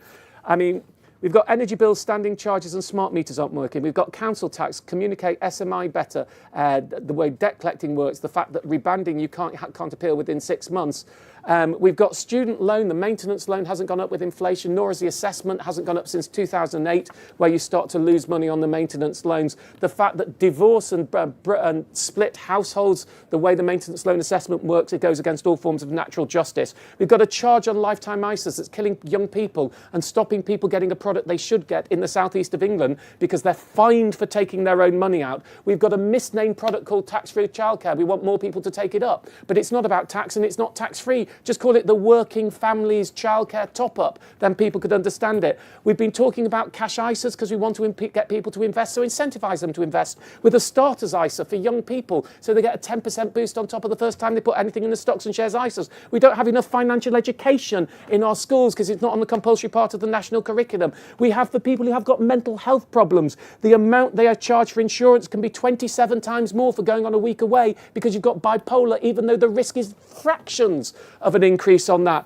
We've got carers allowance, a cliff edge benefit for some of the people who are saving our country the most amount of money because they are caring and taking off the burden that many on the NHS and the care system, and yet they earn a penny over the limit and they lose the money and it's clawed back. It is totally unfair. We shouldn't have cliff edges in benefit systems. That's what I scribbled down before I came here. If we'd fixed all of those right now, the government would be ahead in the polls. Interesting. There we go. Round of applause from the room. And have you spoken to the Chancellor about this? I mean, what conversations? I wrote to the previous Chancellor and to this Chancellor, and I didn't mention the higher income child benefit charge, which is completely unfair on single earner and single parent families. I mean, and on various different issues, and I meet Secretaries of State because of my issues about energy and others. And I do tend to find they listen, but I think action is very slow. And I think the problem with politics is, I go again, you almost need to divide it. When you run an organisation, and I run an organisation, although Marcus is here with me, who probably is the editor-in-chief, he does the real stuff of the meat that goes on, there he is. You have your project teams, and you have your business as usual teams. And your business as usual teams are the ones who should be doing all of this stuff. Let's improve the way everything's working. And then you've got your project teams who's working on those things that are going to take 5 or 6 years. You know, Money and Mental Health Policy Institute charity, which is the closest I get to being in government because it's a policy charity, we always look at 2 things. What are the short-term wins we think we can get now that we can go and talk to people about that will improve people's lives and are quite easy? And what are our 5 or 6 year projects where it's going to be a very long slog but the impact will be bigger? And that's a sort of simple way of analysing how you're going to bring change about. I think the government isn't very good on its business as usual teams and doing the small stuff. There's too much focus on the big stuff that's a long time to deliver and isn't going to make people happy for years to come, and possibly not even during the term of this government. So I don't think it's good politics, and I don't think it's good for the soul of the nation right now, which is why I'd like to encourage them to fix more of the smaller shit while they can. The Chancellor talked about, she said bills are too high. I suspect you agree on that. So let's just be very plain. Inflation is 4%. Inflation is a measure of acceleration, not speed. So the acceleration in price rises has slowed, but prices are still rising. And that 4% is on top of the 13%, on top of, and people's minds don't adjust to the prices, and wages haven't fully caught back up yet with the rise that we have had in inflation. So while inflation is less, when people go into the shops and they see the price of things, they are still shocked and they don't know how they're going to afford it. And it is a real penalty on many, using the jargon, working people. And I think we cannot get back. Lower inflation does not mean lower prices. It just means prices aren't going up as quickly. And I know everybody in the room knows that, but I think we need to say it out loud so we understand what we're actually telling the public. It's getting worse, but less quickly. Woohoo! Yeah, I mean, so you reeled off that list of things, and we all agree that bills are too high. But what would you see as their plan to get them down? And those things aren't going to necessarily I think we'll bring have to ask them, not me. You don't have things that you are talking to her about that you think this is more. Well, and I think you're focusing very much on the Chancellor. The Chancellor is not in charge. He is not the direct minister in charge of many of these things. Let's start with energy bills, right? Because on Wednesday, the energy price cap is going to go up 2%. So we are going to see another rise in prices of energy bills, which hits 2/3 of the country. The energy price cap, when it was set up, and I was not necessarily in favour of it at the time, I had questions, was a backstop tariff for those people who do not engage in the competitive switching market to stop them being materially ripped off by energy firms. It is now the default tariff that the majority of the country are on. So there are two ways that you deal with energy bills, right? There are two different philosophies. Competitive market, price differentials, you want people to be able to save substantially from switching, right? And you do it all on market competition. That's the model we've got. Or you regulate prices and everybody pays the same because you say it's a public good. I'm pretty agnostic which one you choose. The one place you don't want to be is in the middle. So you've got 2/3 of people having regulated prices by default, but they're regulated to be, the very least worst that you should pay as opposed to the best. And the competition isn't in the marketplace. And so we have a price cap that's going to go up. I question whether the mechanism is right, that we're basing it on European gas prices. I don't think that's particularly good for anybody, and that means prices are too high. It's got a time lag, so that even though wholesale rates have dropped in the last couple of weeks, because this is based on wholesale rates from, mid-May to mid-August, because there's a time lag on the assessment period of the price cap, wholesale rates go down at the point that the price cap is going to go up.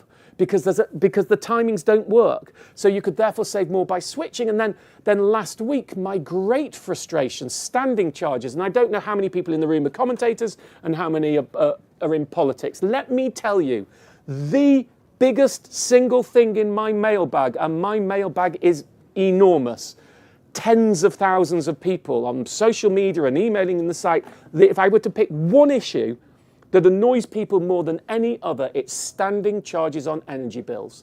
The £325 a year poll tax that you have to pay for the facility of having gas and electricity, regardless of whether you use gas and electricity or not, because of the perverse idea that all the fixed charges on energy need to be put in the standing charge. Now, if this were a working pub, and I came into this working pub has fixed costs. The brewery has fixed costs. The people who make the glasses have fixed costs. The people who make the pumps have fixed costs. But when I come in and buy a pint, they don't say, by the way, it's £10 a month for being a member of the pub, because that's our fixed cost covered, and then you'll pay for each pint. They say, here's the cost of your pint, and we factor our fixed costs in our variable marginal rate thing. Why do we work energy bills that way? Why do you have to pay? So what is the penalty? Why is it a problem? Well, it's a problem because people don't like it. That's a bad thing to start with. It's also a problem because it disincentivises lower users from cutting their bills because they can't make big savings, because so much of a portion of their bill is the standing charges. It's also a problem because many elderly people who have gas heating and only turn it on in the winter are paying for it all through the summer when they're not using it. So my proposal was cut the standing charge on the price cap. Being straight, it didn't happen for a very simple reason. Ofgem could cut the standing charge on the price cap. You would increase unit rates. It's a zero-sum game. You'd pay more for each unit of energy you used. But, the balance would have been 1,800 quid or more, you'd probably paid a little more. 1,800 quid or less, you'd probably paid less, or especially lower users. But vulnerable high users, and the charities lobbied on this, and they were right to, people with disabilities or people with medical problems that meant they have to, charging your child's wheelchair is very expensive on your electricity bills, they would have paid a lot more. So what we needed to make it work is you cut the price cap, you cut standing charges on the energy price cap, and at the same time the government put special support in for vulnerable high users so that they would not be disenfranchised. We couldn't get Ofgem and the government to join up, so that didn't happen. So I came up with a different solution. I said to the regulator, all right, have two price caps. Have your normal price cap and have a low standing charge price cap within the regulated structure of the price cap that people can move to, but we automatically default vulnerable users who are low users who would gain from the lower standing charge cap We default them onto the lower standing charge. You give them an opt-out, of course, because we don't make it compulsory for everyone. But it's a very simple piece of maths to work out who would be better off. Last week, that proposal has now been turned into, we will mandate that all firms must offer a switchable low standing charge tariff. What does that mean? One, it's not regulated pricing. So I'll drop the standing charge, but instead of only being able to increase the unit rate commensurately, I can increase the unit rate as much as I like. That doesn't help that many people. Hopefully we'll manage to get rid of that one in the consultation. Sally will be writing that draft. Right? The second problem, it's outside the price cap. You can no longer move anybody. It is only a switchable tariff.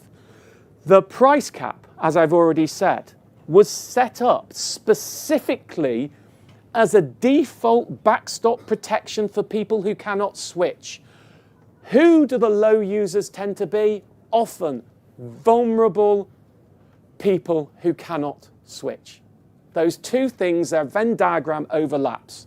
So this new mechanism, the entire reason for doing it was to protect vulnerable users who can't switch. Those people don't switch anyway. That's about 30% of the population who don't switch.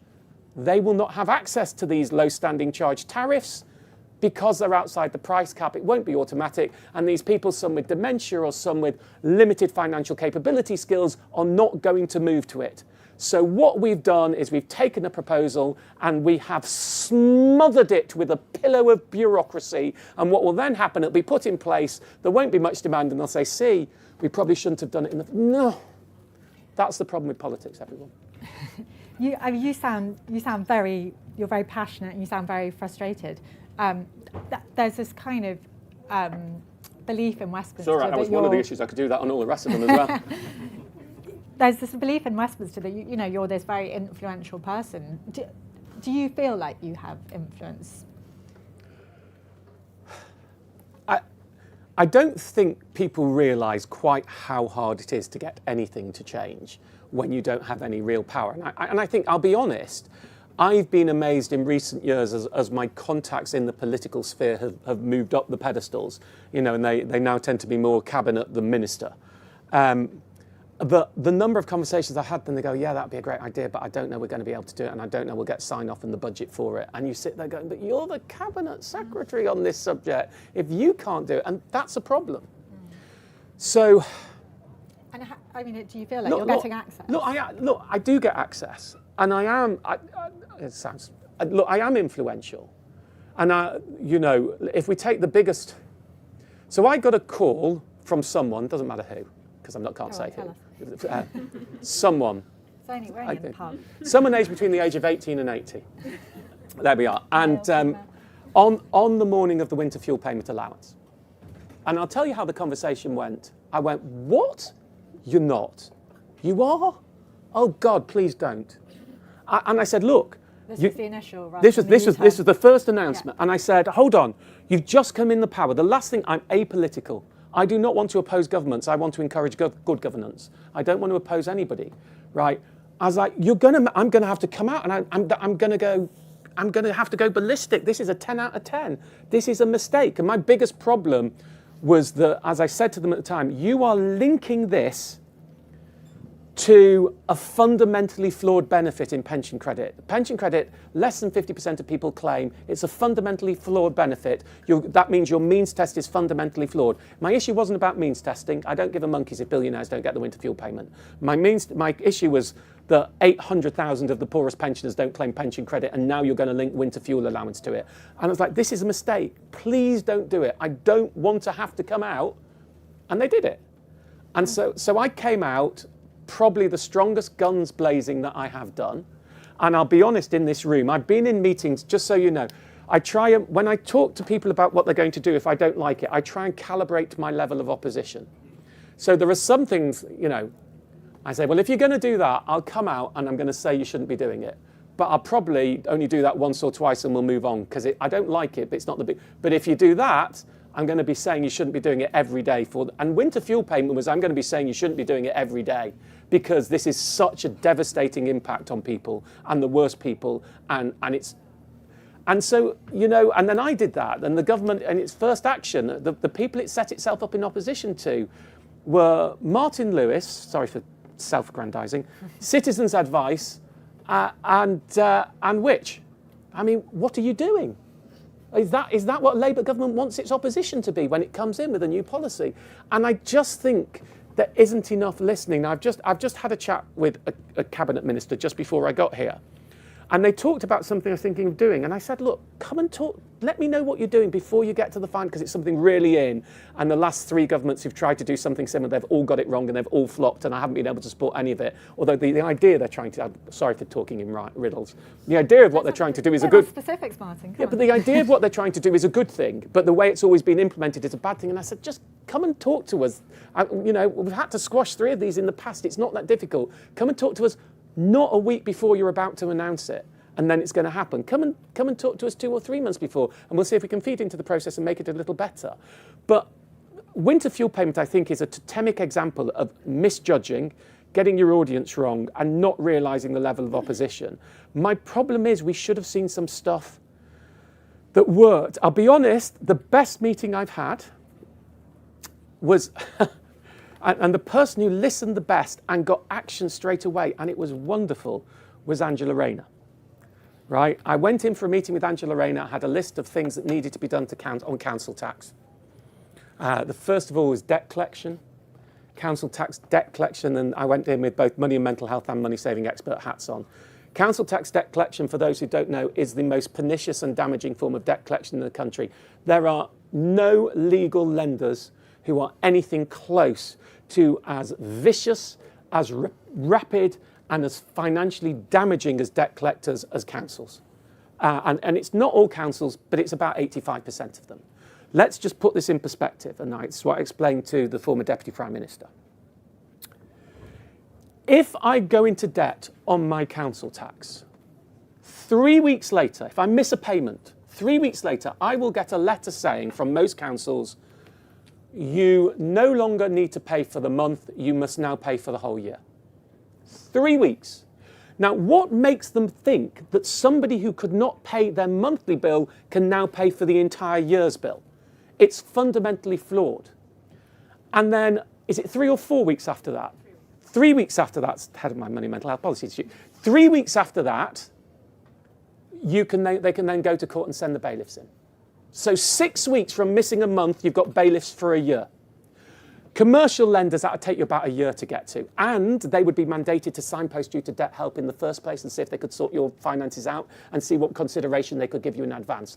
Council constituents treated far worse than consumers. Last week, Wales said it's going to extend it to 63 days rather than the 3 weeks. It's changed the policy for the country after the lobbying we've done on it, if I'm allowed to call it lobbying. I hope we're going to see it, because there's now a consultation going on in England after talking to Angela Rayner about it. But just be aware, anybody who works for a local council, ask what your council does. The most pernicious and damaging form of debt collection. Second is national government, but first and worst are councils. No commercial company could do anything like that. We talked to you about the fact that the severe mental impairment discount is under-publicised and it's inconsistent, and backdating is inconsistent, so there are looks on improving that. I talked about the fact that if you think you're in the wrong council tax band, and of course about 400,000 homes are, because you all know what council tax comes from, don't you? Can anyone tell me the year of the valuation of council tax if you're in England or Scotland, what year your council tax band was? Not you, Sally, you don't count. 91. 89 was when we got rid of, was the rateable variation for water bills. So, your council tax band is based, no exaggeration, on a stop-gap second gear valuation done in 1991, literally. 2 people in the car, one of them an estate agent, one driving, one with a clip guard, going past houses, going 4 bedrooms, second gear, that's what it was called, because they were in second gear. 1991, it was meant to last 3 years. This is 2025. And are you getting any hints from the government that they're going to change that? My big, look, I went in and said, of course it's a complete farce and we should change it. Of course it is. But I know you're not going to. So at least what I want is you to get rid of the 6-month rule that says you can only challenge it in the first 6 months of moving into a property. And I think we're going to get that. However, I actually think there are subtle moves on this. As well as the personal problem with council tax, i.e. it's just wrong, there is a principal problem here, that house prices have moved differently in different parts of the country. And, the southeast over the last 30 years has had a massive acceleration. But the bandings are still based on your 1990. Literally, you go back and it's what your house, you have to recalculate what your house was worth in 1991. And that has led to a real inequality problem. Now, there's a push around in various places for a wealth tax, not something I get involved in one way or the other. But it seems to me, rather than reinventing wealth taxes, we do have a wealth tax. It's called council tax. And I think, there are people in very large houses, I live in a very large house, who, I happen to live in Westminster.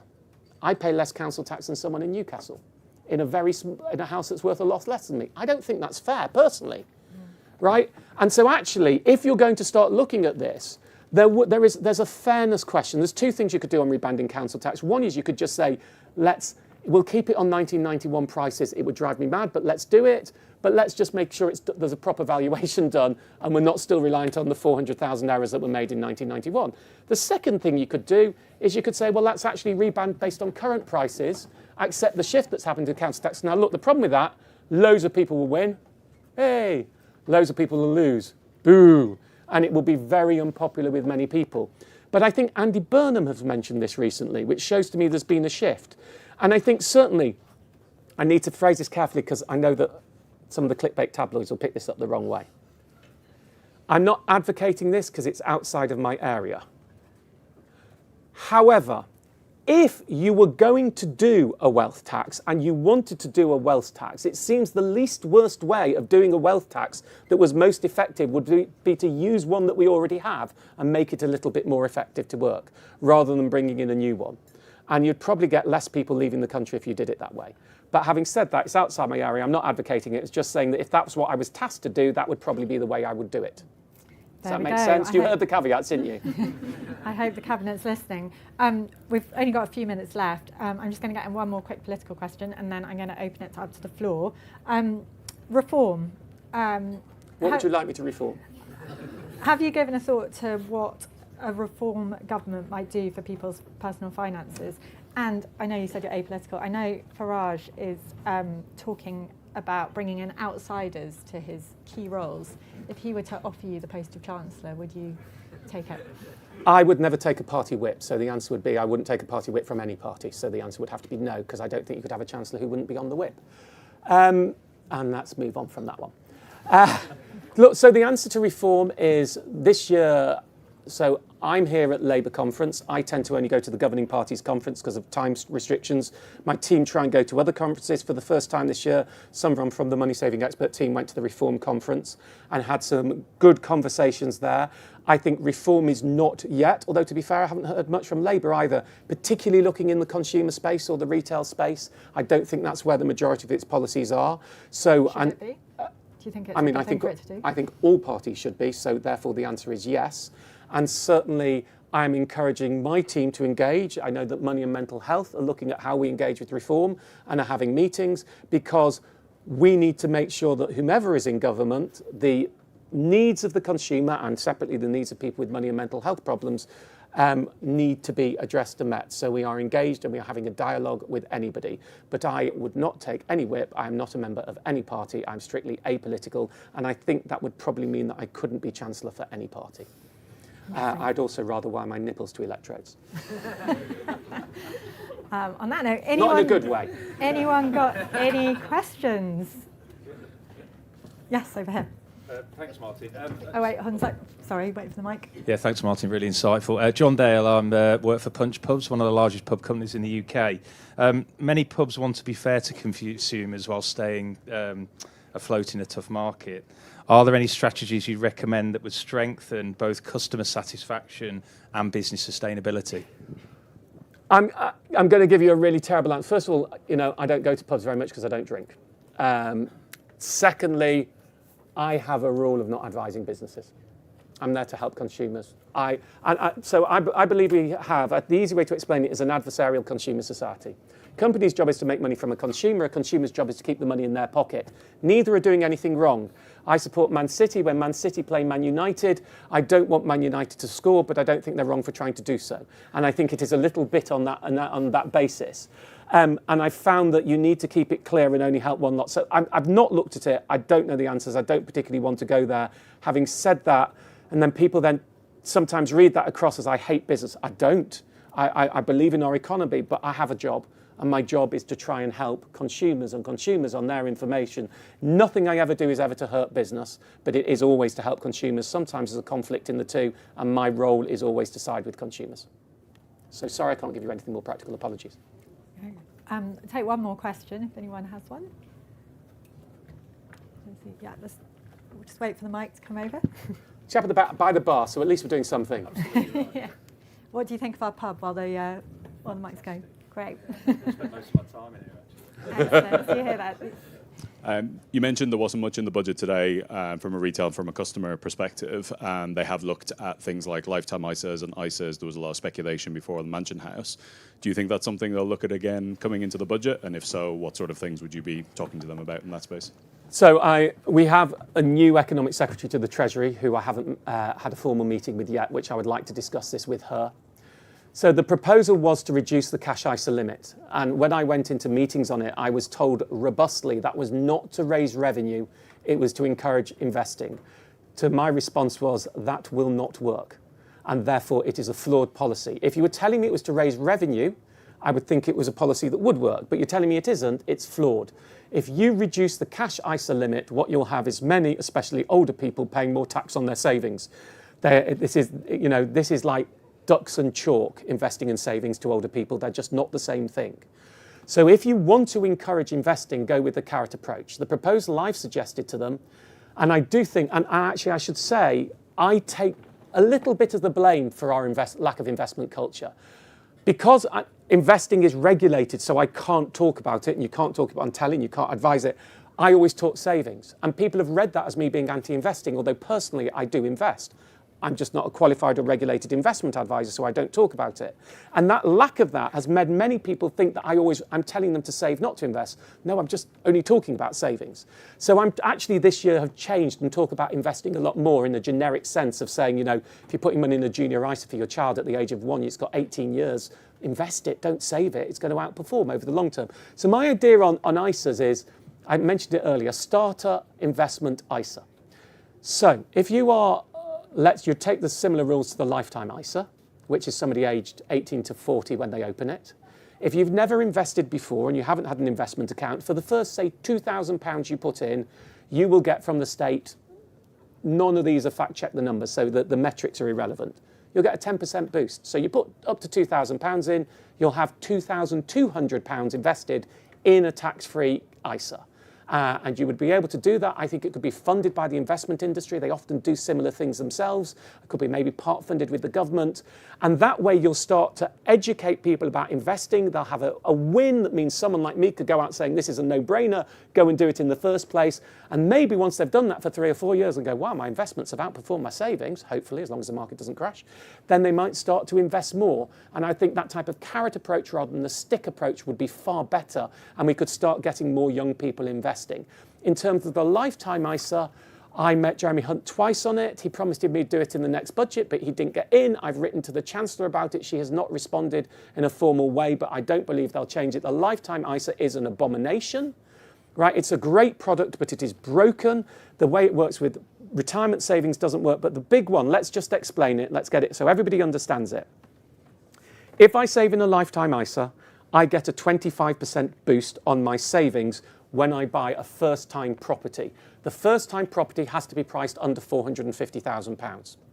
So if I do what the government has said, put my money in a lifetime ISA to save to buy my first property, unfortunately house price inflation now means the property I want costs £451,000.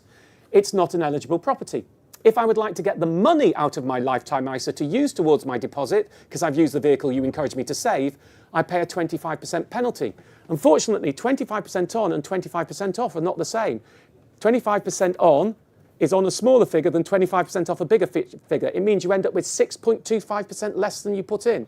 In other words, you put in £10,000 into a lifetime ISA, you take it out to buy a slightly bigger house, you're only getting back £9,375. The government is keeping £625 of your money. We're fining our young people to have access to their money to use it to buy a first-time property, which is what we told them to put the money in the product in the first place for. It's an absolute abomination. And all I'm suggesting is if you're buying a first-time property and it's over the threshold, then you just make the penalty 20%, because 25% on and 20% off means you get back what you put in. So if you take it out for any other reason, yes, you can have your fine, because you weren't meant to be doing it for that. But if you are doing it for what the government wants you to do it for, which is buying a first-time property, you should not have to pay the government a fine. And the problem with it isn't just that people in the southeast of England get penalised, more and more of them. It's that all those risk-averse young people that I have to caveat when they get a lifetime ISA, I can't say it's a no-brainer as long as you buy a property. I have to do all these ifs and buts, don't get it. And the most risk-averse, who tend to come from the poorest backgrounds, are the ones who get them least. And therefore, there is a whole social inequality over having that penalty on it. And it would be rounding errors of government gardening budgets to fix it. And yet we still haven't fixed it. I go back, these are the frustrations in politics. These are the things that any government should be fixing and triumphing and saying, we're going to fix the small things while we work on the big ones. That's what I'd like to see. On that note, and that sage advice for the Chancellor, I'm afraid I'm going to have to call last orders on this. But we could have gone on and on and on. We've got. I certainly can. We've got Sam and Anne coming in for Politics and Sam and Anne's at 4 o'clock. They're going to be speaking to Patrick English from YouGov.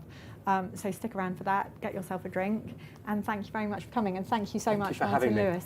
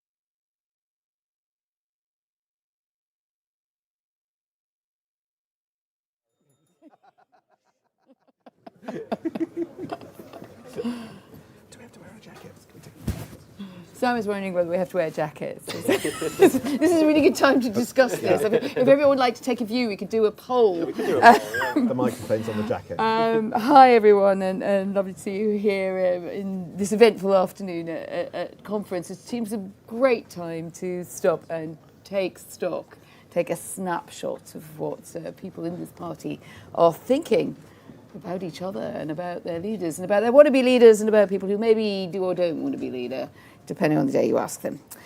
The only poll that matters is the one on election day. I think this is one of the great untruths of politics, happily for the model of pollsters like our friends here at YouGov, because they are not only snapshots of moments in time, they are windows into the cells of the people who are polled. They tell us things that they don't want to let us know under their own names. They can also be predictors. They can set courses. They can stop people in their tracks. They can be reality checks, and they can embolden the brave to maybe go over the top and make those moments in politics, which we love to cover at Politico and Sky, when things fundamentally change. So none better to take us through some exclusive new polling than our friend Patrick English, next to me, from YouGov, whose Labour membership polling is dropping live right now here at conference in partnership with us at Politico and Sky News. And welcome effectively to a live edition of Politics at Sam and Anne's. And we actually have a load of material every week from Patrick on it. So it's great to have him here, because a lot of you will know, like the picture on there of my professional marriage to Anne. Well, the secret is that I have a second professional marriage kind of to Patrick as well, because there's a partnership between Sky News and YouGov, which is very special to me as well. There are 3 people on stage. That's the end of that metaphor. But I just thought that we would take stock, because these moments where you do a Labour poll at a moment of drama really, and all members' polls really matter. They, as Anne says, they change the story. They can change the direction of events.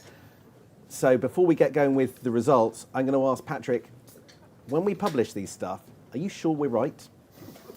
Yes. Yes. We've been doing this for a very long time, and those of you will probably remember the 2020 leadership election, and our polling there was very accurate for that. We had the most accurate MRP projection of the last election. We have a huge panel in the UK that we comb through regularly to check things like, how is the Labour Party membership changing? So we're constantly monitoring that and trying to build the best possible models of the Labour Party membership, so that when we go and talk to Labour Party members, we can be certain, A, that they are members, and B, that we understand what the membership looks like now, how that might have changed, and be confident in the results that we're giving. That's the right answer. Right, so without further ado, we're going to get on to the results that you're going to hear first from our Labour members' poll. Breaks down into 3 sections. They're all relevant questions. You might not like the questions, but we have asked them because they're important questions. And they're questions of what Labour members think of the leadership.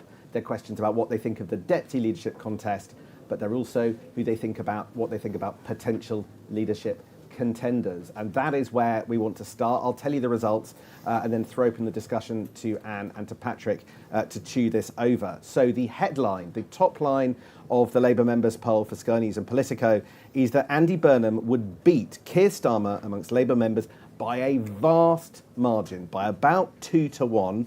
In our poll of 704 Labour members taken a week ago, 62% would back Burnham and 29% would back Starmer. They pretty much all knew their mind. Already 9% who were don't knows. And just for context, if you ask people, Labour members, to pick who they would want to succeed Keir Starmer, Andy Burnham is so far out in front. 54% pick Burnham, right? The next person down is Angela Rayner on 10%, right? And she's kind of out of the race now a bit, I think, probably. Then Wes Streeting on 7, Ed Miliband and Yvette Cooper on 6, and Shabana Mahmood gets talked a lot on 2, right? So that's why we're having a discussion about Andy Burnham. I know he is not an MP. I know the path to him becoming an MP is very hard. Nevertheless, were he to be an MP and there was a contest under Patrick's YouGov Labour members polling, he would wipe the floor with Keir Starmer. Anne, what do you think? Wow, good news for Andy Burnham, right? I mean, he's been kicked around the park at conference by everyone piling in on him on the loyalty principle. And kind of fair enough. And I think, a lot of the media, for good reasons, we like people to talk to us and say strong things, have reflected that. I mean, I think it's a bit of a jaw dropper, actually, Patrick, because what this says to me, and is a bit of a sort of course correction in my mind when we cover it, is no wonder if you are anti-Andy Burnham challenging Keir Starmer, you keep making the argument, it's impossible, you can't do that, it's impossible, you can't, how are we going to do it? Because if you take that out of the way, as Sam laid out there in your polling shows, just to flip it over to you, that statistic is a very strong one. I also think it shows something that maybe is, I talk about polling being important in ways people often don't think. Psychologically, there's a bit of a picture of Andy Burnham is a bit deluded. He's like, he thinks he's better than he is. And, sorry, Andy. It's true. But it is true. And that he makes mistakes and he runs with his own. And, these are not briefings that are unfamiliar. Even including people go, I like Andy, but, But in fact, it seems like he's in a much stronger underlying position. And if we miss this when we cover politics, then we're missing something quite big. It's a bit of what we did to Boris Johnson, if I'm being honest. Oh, because gosh, there was a lot what of. did we do to Boris Johnson? Well, there was a lot of. He's good, but look at the flaws. That's right. Yeah, I think that's very, very, very important to note, is that you can understand why the party is so insistent or really trying to big up the case of the impossibility of it, the toughness of his path to even becoming an MP, then to sort of get, then in that scenario, that if he is then in front of the membership, as this polling shows, he's just going to wipe the floor. It's over at the point where he becomes an MP, and that contest is triggered according to this polling. And I think that 8%, 9% don't know figure is really telling. This is not something that we can expect the members to be moving too much on. They're pretty clear on this, and that's a really important statistic. Because so many different bits of elections, the kind of uncertainty is not driven in changes of the headline number. People don't change their mind in politics very often. What happens when polling numbers move is people move from the don't know column to a side. But there just isn't much scope for that because they've made up their mind. Because Andy Burnham's been around in politics for 20 years, so why wouldn't you have a view? Keir Starmer's been in your face for 6 years, so why wouldn't you have a view? And people have, it takes a lot to shift people's opinion. The question that follows from this for me is, and I'm seeing it not much how anyone else is, why do you respond to this, right? Because if you look at this and you are trying to make the argument like Keir Starmer that you're open to a much better conversation with your party, but at the same time, when you've got member polls going completely the other way to the way that you might like them to go, and that's what I mean. I don't know if you could think, Patrick, of anything similar or analogous in the past where I feel like what comes out is quite inconvenient. And then how do people then respond to it? Well, I think one of the interesting parallels or non-parallels is how long it took for Conservative Party members to turn against Boris Johnson.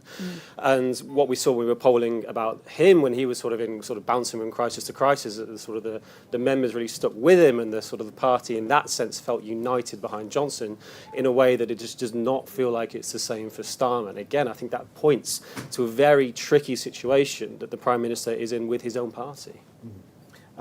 And one of the interesting things that breaks down, I think, at the moment, I'm just trying to pull up the numbers as we speak, is that when you dig into the numbers, and we'll come on to the deputy leadership results in a second, but it is quite clear that if you back Bridget Phillipson, you are less likely to like Andy Burnham than vice versa. So let me just pull up those numbers here. There's also tribes being established almost within the membership. Exactly. So if you are a Phillipson supporter, 38% of you like Andy Burnham and 53% like Keir Starmer. And if you're a Powell supporter, 77% of you like Andy Burnham and 19% of you like Keir Starmer. And again, we'll come on to the deputy leadership race in a moment, but that's really, really important because it shows that there is a bit of this race, as much as the deputy leadership contenders themselves tell you that this isn't a proxy for anything. Those numbers show a correlation, a mathematical correlation between your like or your dislike of your leader and your preference of an opponent and your choice of deputy leadership contest. The numbers tell the story not the briefings. They absolutely do, and I think it's interesting to note that within the membership data, Powell is sort of starting to establish herself as that candidate of, if you're frustrated with how things are going, if you're frustrated with the leadership, I'm the one you should back. And I think that's how we see that coalescing between Powell and Phillipson supporters and liking or disliking Ben and wanting him to perhaps take over as leader. Well, let's see how that's working out as we turn to the battle of the deputies. So your poll found 35% would back Lucy Powell, 28% would back Bridget Phillipson, with 30% don't know. That's a lot more than your previous category. Interesting what you make of that, but a decent lead there for Lucy Powell, and only 5% not going to vote. So that, excluding those, suggests that Powell is ahead of Phillipson, so 56 to 44%. That's a closer margin than some other pollsters. It absolutely is. Apart from that saying you're right. Well, so yes, we think that the contest is much closer, and I think one of the reasons that we believe that is we do think that the membership has fundamentally changed from the one which elected Keir Starmer even in 2020. We think a lot of the members, well, a significant proportion of the members who backed Rebecca Long-Bailey in that election, so who would be one of the most sort of natural, I am frustrated with the current leadership, have actually left the party, and it's tipping the balance of the Labour membership a bit more toward the centre. So I think that's why we show a closer race than others, I think, might be looking at it from perhaps using different sorts of underlying assumptions about how the race is going and having a much larger power lead than we do. But the point about the don't knows is really important. As you say, it's such a contrast, indeed, such a contrast to the Burnham and Starmer dynamic. And I think if you are Bridget Phillipson and if you are sort of those backing her, you're going to look at that and say there's plenty of juice left in this. There's a lot of ways still to go. And that probably is a source of encouragement, even though we do think she is behind at the minute. Might be one reason why she's turning up in the pub tomorrow to have a chat with us. What do you make of this, Sam? Because it's a bit closer than some other pollsters, but also does it really nail it on yet for Lucy Powell? No, I think I'm totally Team Patrick, always Team Patrick, always Team Anne as well. But there are that number of 30% don't know is where the contest is now headed. So there would be spring in the step, I think, of the Bridget Phillipson campaign at seeing that. Okay. So you think it's actually better for I mean, Bridget clearly than, Lucy Powell's ahead. Yeah. But this is that figure, the headline figure of 56 to 44. It does not take many people to inject themselves into that from the 30% that are undecided to cause a difference. But look, from space, there are two massive correlations that you can see. Patrick referred to one of it. You referred to Rebecca Long-Bailey. Let's call it by what it is. The left, yes. Right? The left overwhelmingly go for Lucy Powell. 84% of people who voted Long-Bailey in 2020 go for Lucy Powell. That is a absolutely hardcore, total slam dunk, statistically pretty nailed on correlation there. Here's another one. Brexit vote, right? Now, if you voted Brexit, you're more likely to vote Bridget Phillipson. If you voted Remain, you're more likely to vote Lucy Powell. Bridget Phillipson, North East MP, has got a slightly Brexiteer, presumably slightly anti-establishment vibe to part of her. I'm from the North East, so I'm on board with that. Not the Brexit, but the vibe is not on the policies, but on the Brexit and kind of how does that feed in? That sense of we still understand, sorry Sam, but just to break in there for a minute, we understand how you feel if you don't like the establishment. That just seems there are certain sort of bubbles of Labour opinion, including the North East. I think that's quite strong. Sorry. Sorry, am I the establishment? You are. You just let the posh show, but anyway. So there we go. So I think there's quite a lot.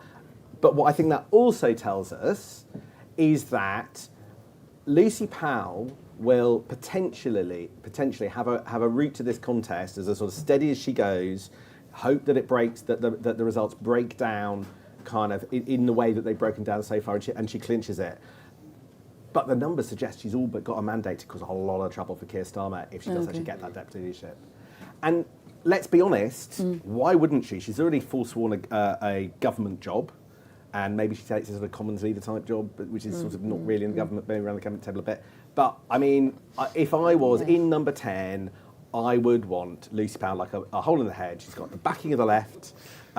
She has got people who don't like Keir Starmer lining up behind her. She is, whether she wants to be or not, a totem for people who are unsure about Keir Starmer, what's Right. to like if you're in number 10 right now? I think the timing of her being removed from that position is actually incredibly helpful for her in this race, because it gives her that authenticity and credibility to be like, I am not actually part of this. I'm as frustrated as you are. That was my members. anti-establishment point Quite. within this Labour race. Exactly, quite so. So she can use that as an angle, as a sort of a credible beacon to say, I'm as frustrated as you are. I was removed from this position.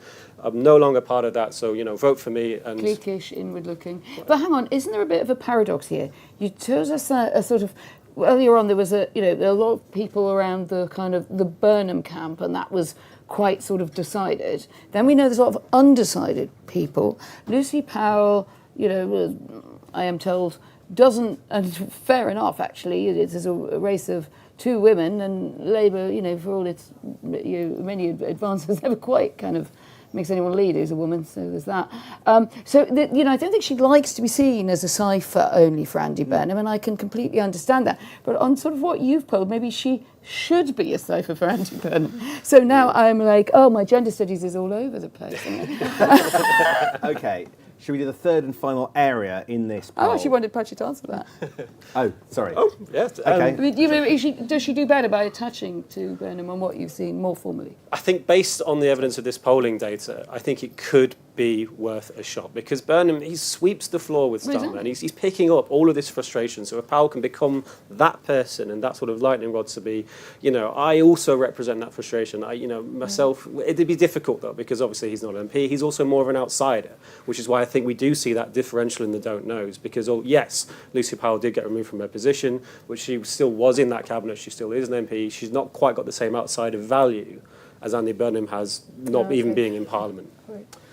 Right, now let's move on to what Labour members should think should happen to this leadership.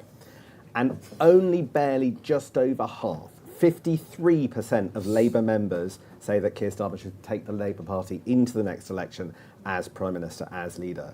And 37%, so well over a third, are now saying they want Keir Starmer out. The question is, should stand at the next election.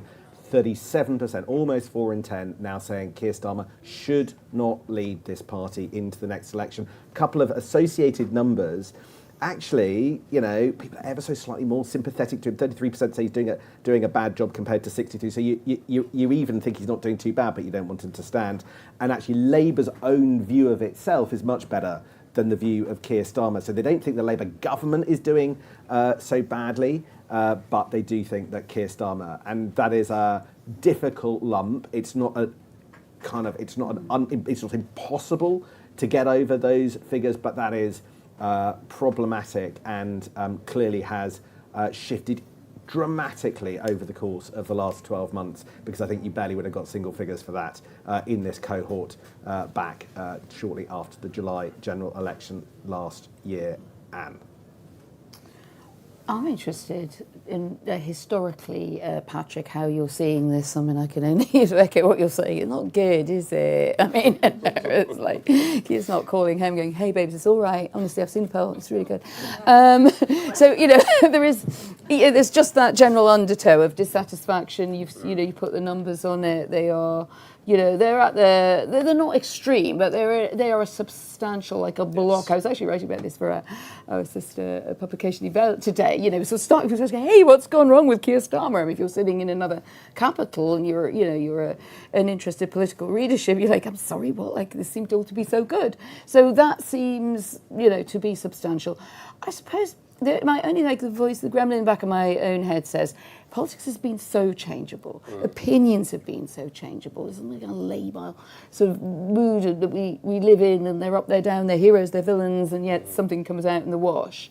How do you look at the numbers, knowing what you know, because you've got exposure to a lot of other polling data across other areas, I think the point is very good, and then I would say only 1 in 10 did not know their response to that question about whether Starmer should be going or should be staying into the next election. So again, it's something that there's not a lot of room for manoeuvre there, not a lot of room for opinions to change or shift in different directions. So I think that is very important. Looking at the level of uncertainty between the different numbers, and it's low there. regular listeners of Politics of Sam and Anne's know that there's a good deal of real life that goes on when we're doing our recording in the morning, whether it's kids making breakfast or the cat. I'm literally having to organise my kids' childcare right now. That's why I was on my phone. Should we do a poll or whether this is... Anyway, so if you're wondering why I'm on my phone, it's because, like, we're just sorting out real life.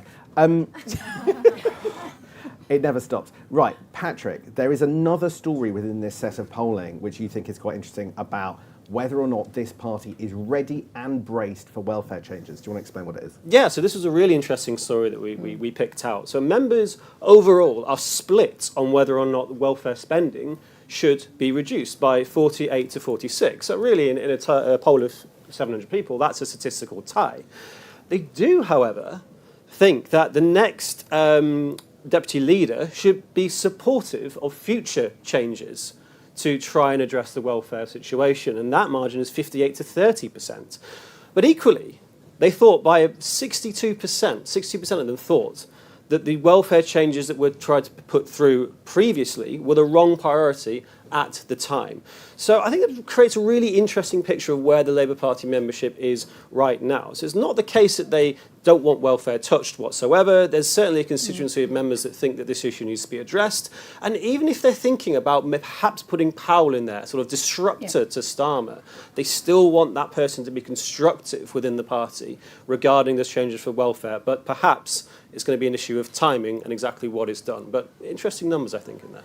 Can I just ask Patrick something? You said a couple of times in two contexts that there's a group of people you don't think are going to change their minds. But what's the evidence for that, seeing that we've seen a lot of voter groups doing things that journalists, pollsters, analysts, academics, etc., would have thought they wouldn't do? Or you sometimes see it in the horseshoe a bit between Reform and Labour, or like Labour trade unionists have a greater attraction to aspects of Nigel Farage and Reform than ever were taught in the politics courses at university. So I mean, how sure are you when you say that? Have you seen any indication that could be perhaps more changeable than you've reflected here? Well, quite. I mean, what's the unprecedented counter we're at now? 2 million or something like this? So, quite. I think, you are completely correct to say that, things do change in ways that we just don't expect or haven't traditionally expected them to. And we are in a period of great volatility, and we are in a period of great uncertainty, and voters doing things that we perhaps don't expect. What I would say is that the transition, or the types of changes that you tend to see, tend to be people sort of moving quickly in one direction or another direction and then staying there for a while until some event happens. Right, so they do stick in They tend to stick there. So the first movements you tend to see, as Sam has said, is sort of uncertainty to a position.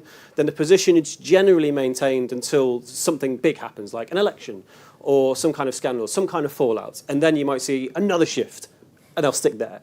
So barring something unprecedented, so what's that, a 2 million and one?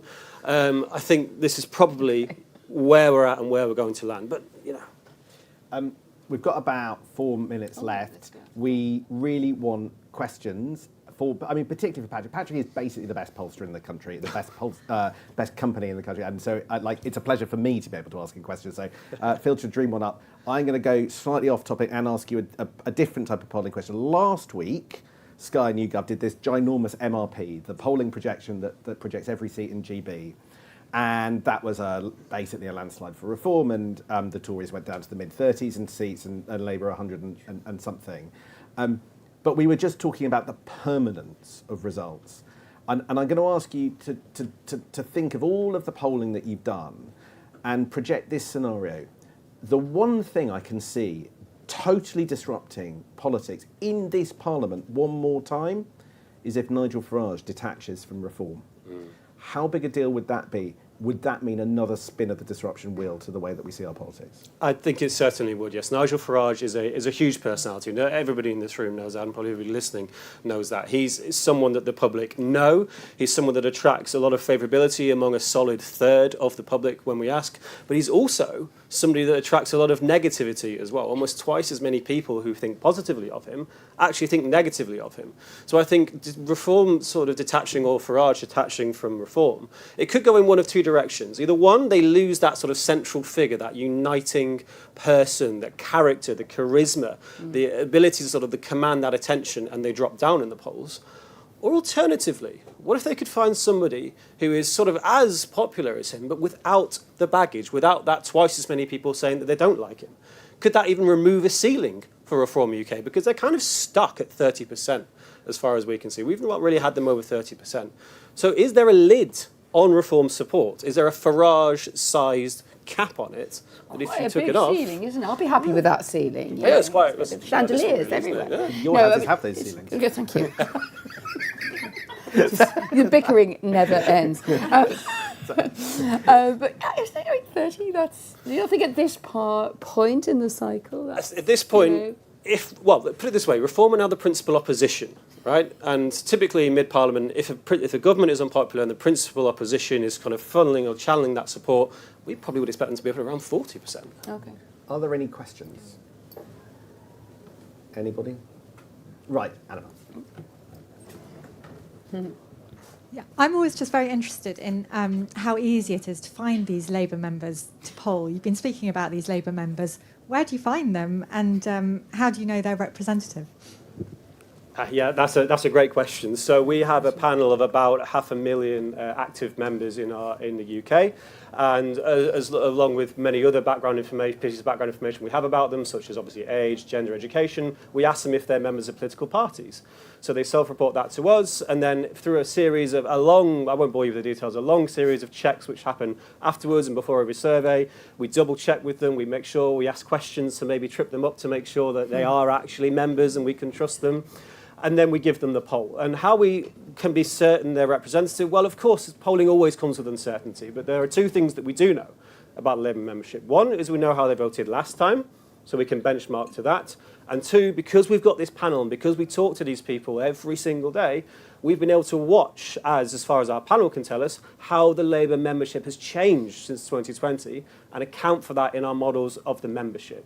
And so we adjust that, we adjust the targets that we're looking for to try and, as best as we possibly can, represent the membership how it is today. Cool. Well, I think on that note, we're pretty much That killer there. question as always. Oh, you know who they are. Sorry. Yeah. Okay, one last one, and it better be a humdinger because It's got to be a Tim Shipman humdinger, otherwise. Tim Shipman. Sam Coates. Christina will ring her bell. Sam Coates, why do you hate the vibes so much? Thank you, Tim.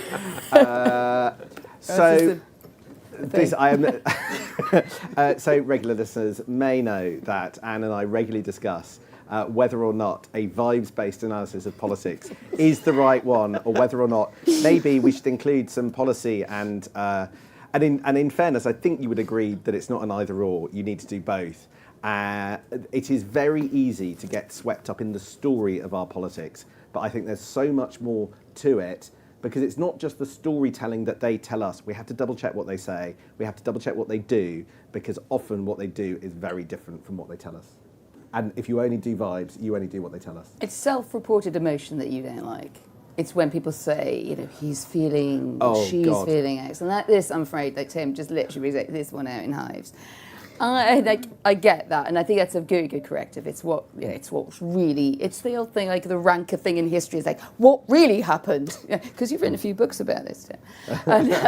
But I have a funny thing, and it's probably working of sort of vague confusion in lots of different polities and countries, is I sometimes think things are felt before they are in some way able to be recorded or reported.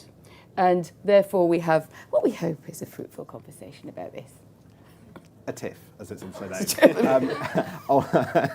On that note, and here it is the alarm that is now going off that you may know from the background. Thank you very much indeed for joining us at Politics at Sam and Anne and Patrick's. Thank you for joining us.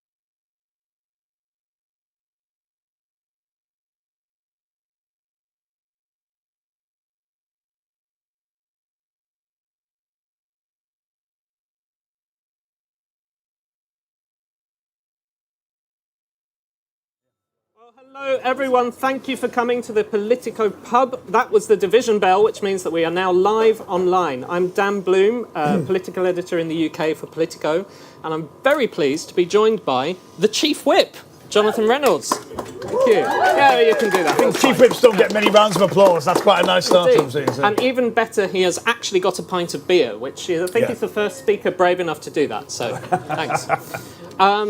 This is pretty rare, an interview with the Chief Whip. How did you persuade Number 10 to let you do this? Well, I just asked the Chief Whip. Did you? Then I decided to give myself permission. I can't be reported to anyone, can I? Partly, Dan, it was because we'd already booked this in. I didn't want to let you down, and I'm pretty impressed with this pub you've got here, which is very nice. And I thought, look, I might want to maybe do the job in a different way.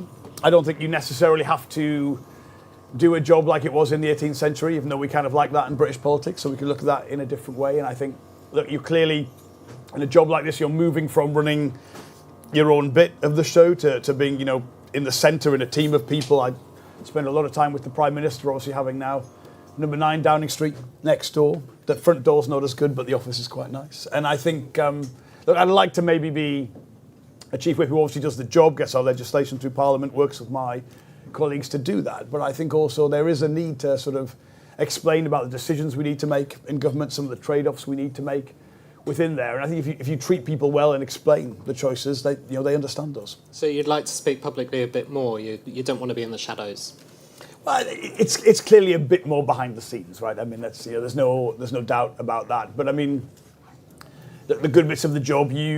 I start the day with the Prime Minister every day. We have quite a bit of time together before Cabinet and on Mondays, where you can look ahead. You can include yourself in any bit of legislation or political issue that you think is important and your colleagues need to be aware of. I think you can use that well, and I think there is a need for more people to sort of they want insight into how things are being made, not how the sausage is being entirely constructed, but some of the decisions that have been behind those. So you're now the sounding board for, 350, 400 of your colleagues. What are they telling you? They're all really happy. Are they? Really happy with the new Chief Whip. That's a very strong message coming out.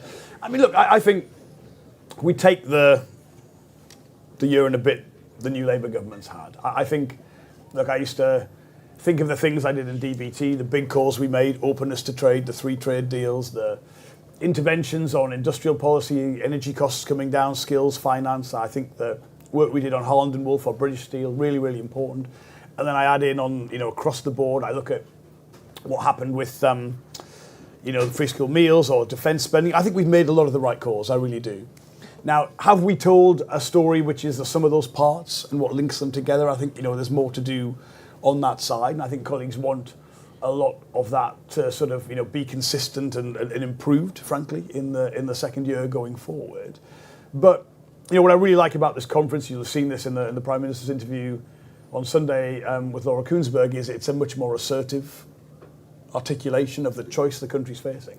And I do honestly believe it's a choice between, look, there are problems in the UK and the public want them solved, and I get that. We get that and we want to fix them. Or do you want a political party in reform that will basically use those problems for its own ends, its own divisiveness, has no real interest in fixing illegal immigration or small boats or anything like that. And I think that people want that choice in the parliamentary party. They want that choice put to the public and be more assertive about that. So that's kind of the message to the public. In terms of dealing with the MPs, which is obviously a lot of what you're going to be doing now, how are you hoping to do that engagement differently? Where have things gone wrong before? Well, I think, first of all, there are things we perhaps always thought were coming that we haven't really resolved. I mean, it's a huge parliamentary party. 400 MPs, at least, is a lot of people. And I think it's quite hard sometimes for people to feel that they can make the contribution they want. I mean, to me, everyone can make a contribution. They won't all be on the front bench or the government. They select committees, a whole range of roles. We need to find and get that right for people.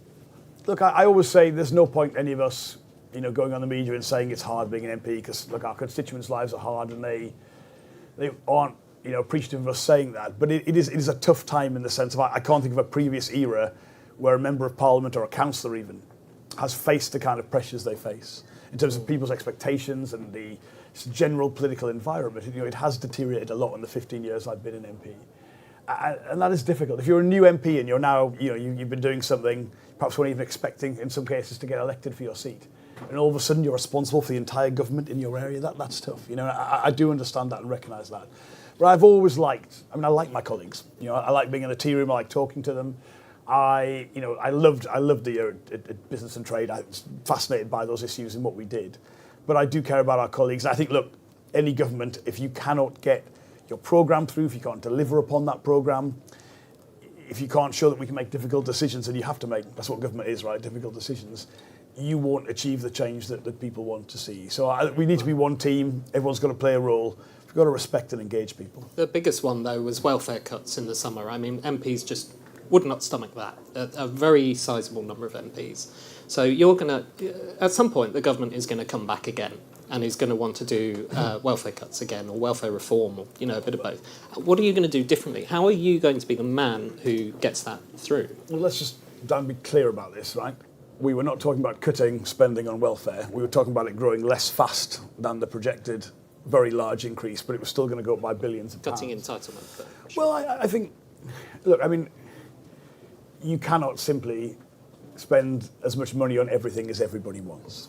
But how are you going to persuade MPs? Well, I think if you ask people, do you recognise there's got to be spending restraint in some areas, that we can't spend all the money we want on everything, that actually there are some areas where, you know, particularly what's happened after the pandemic on out-of-work benefits, and the, you know, I mean, it's an incredible increase in the last Parliament. Do they recognise that's something we've got to look at, not just from a public finances point of view? I mean, look, my son is extremely, you know, high needs. He receives PIP as well as universal credit. You know, if we want to protect the most vulnerable people, we've got to look at, you know, what is the overall spend and entitlement. We've got to keep the public on board with that. So people accept that case. I think everyone would recognise that was not done in a way that took people with us. That's why we had to have the changes, and those were important decisions that were necessary for the Parliamentary Party going forward. So we have to do those things better. But, you know, is it necessary as a government to say, look, there'll be difficult decisions, that the kind of, you know, is it possible to have the kind of market confidence the country with our level of indebtedness needs, and a compelling political story and delivery of people's priorities? Yes, you can do all that. I really believe you can do all that. Yeah, you brought up your son there. Were you kind of personally worried about or against the PIP changes that were originally proposed? No doubt. I mean, I said, I think on the media at the time, that I genuinely worry that there's an argument I don't think was surfaced enough in that, which is, I mean, look, the sheer increase in, for instance, entitlement to PIP, the recipients of that, and look, there are people with conditions that absolutely believe they should be given support, but the level of increase that we've seen, I think genuinely risks the support we need to give to the most vulnerable people. I think, you know, this wasn't a case between kind of, you know, the wanting to support vulnerable people and the pressures on the public finances. I do think we've got a reasonable argument about what I have seen since the pandemic in terms of the increase in that, the levels of people out of work. Are we supporting people in the right way? I don't think for everyone who has real needs, just paying them cash benefits and them not being in work is the right thing. So I felt there wasn't a sufficient recognition of perhaps my family's situation, which is, you know, I absolutely want to protect the most vulnerable people in this country, but I need public support for the system to do that. And that public support will not be there if we aren't making sure that we're running that in a good way. I'll just ask one more about this. There were 4 MPs that were suspended for what was called at the time persistent knobheadery. You had Neil Duncan Jordan. That was an official quote. No, and I think it was under your predecessor. But Chris Hinchliffe, Neil Duncan Jordan, Rachel Maskell, Brian Leishman. Like, what's the process? How are they going to be allowed back? Are they going to be allowed back? Well, look, I mean, those are situations I have inherited. I've said to all those colleagues who've asked, I'll need to talk to them early on when Parliament is returning after the conference recess. The question I would have for any colleague is, do you want to be a Labour MP? Do you want to be part of this team? I hope they do. I hope they want to work with us. But, you know, people who are members of Parliament, of course, their job is to represent their constituents, right? That's what I want them to do. But I do need people to recognise it is not, you know, unreasonable or unfair or unknowable that if we're going to deliver for the change that people elected this Labour government to deliver, people have got to work in a team. I mean, 400 people as freelancers would not deliver very much. You have no health service if we'd done that after the war, right? So I need people to recognise, yes, I want them to be strong advocates for their area, make those decisions, vote in that way. But they, you know, for any colleague, I'm talking for anyone in the parliamentary party, are they aware that we've got to do this cohesively together to do it? And that's important to me too. I've got a very important question for you. What's your most sinister pet? Do you have a tarantula? You're going to get one. Yeah. My favourite ever, unsourced, unattributed quote from a politician relates to Sir Gavin Williamson, and the tarantula story, which people have raised a lot. And I just want to say at this point, when you walk into number 9 Downing Street, I don't know who it was, but some people have left actual whips there, right? So there are some riding whips. Have you used one in anger? I didn't know what a riding whip was, right? But I remember this. This is why the quote is so brilliant. I think you might have even written it down. I can't remember. But one of the Tory MPs said something like this, which was, when a man keeps a tarantula on his desk, it is simply because he has no better story to tell. And I think that is the sort of thing. So I don't see myself doing that. I think it'd be a different approach. It's a shame. It's much more fun for the journalists. I wonder who fed it when he was in his constituency. What's you sit on the front bench, don't you now? Like, all the time. As the chief whip has a reserved seat before the gangway. Yeah, so you're on camera a lot. So you now get all the Tory insults fired at you, don't you? What's the worst one you've heard so far? Oh, honestly, this lot of Tories are not very good at that. Yeah. Sweary, or they're not very gritty. I mean, what about from behind you? Yeah. They're just like chief. People do call you chief. I mean, I couldn't get. I'm not saying I tried it much, but when you're the business secretary, your other title is president of the Board of Trade, and president did not catch on as a title in the Parliamentary Party. The president seemed to be somebody else in the trade agenda. But look, I mean, one thing people really, I think, never quite understand is it's like Parliament's a brilliant place. House of Commons is a brilliant place to speak in because the wonderful chamber rebuilt after the war when it was destroyed. It's wooden panelled, the microphones pick up your voice, it's great. But the microphones are so efficient. They don't pick up the insults, right? And so it looks like you're doing a very statesman-like speech on the dispatch box, and people are shouting like, you bastard Reynolds, which is a unique experience, I think, that a lot of international colleagues don't quite appreciate. But no, I mean, look, I looked across when I was business secretary at the Tory benches.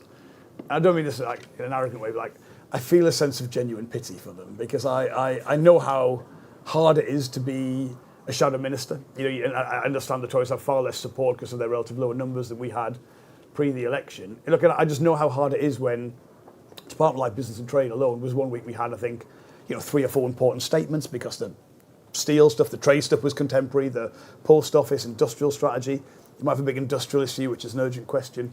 And I can see them struggling to respond to that. And of course, at the same time, which is very unique to this situation, the conversation in the country is essentially Labour and Reform, but in Parliament they're the official opposition. I mean, that isn't easy for them, to be honest. We should recognise that. Just on a quick serious note, though, that a lot of what we've heard from MPs is that there's a lot of distrust of the new Whip's office. They basically see it as kind of people who are very in, not yourself necessarily, but some of the Whips are people who are very in with number 10. MPs even complain about people having, basically family links to people in number 10. So the question is, can they trust you? How can you reassure them that they can trust you? Well, look, I'd be pretty robust on this, and I saw that the quote in the Politico newsletter, which of course I start and elsewhere, yeah. My day with. But I mean, look, the Whip's office is a government department, right? Now that's a Whip's office in terms of how it needs to work. It needs a strong relationship with the centre, with Downing Street. That's why I start my day every day with the Prime Minister and have that access to him. But equally, when people come in and they've got issues, they need to work with us. We do that, but you are coming into a government department. It is a part of government. I mean, would anyone say, they're worried the Treasury is aligned with number 10? I mean, that's exactly what should happen, right? And so I would push back a little bit on the idea that we're just there to hear a range of complaints and not seek to use that in a way which then has a cohesive collective platform.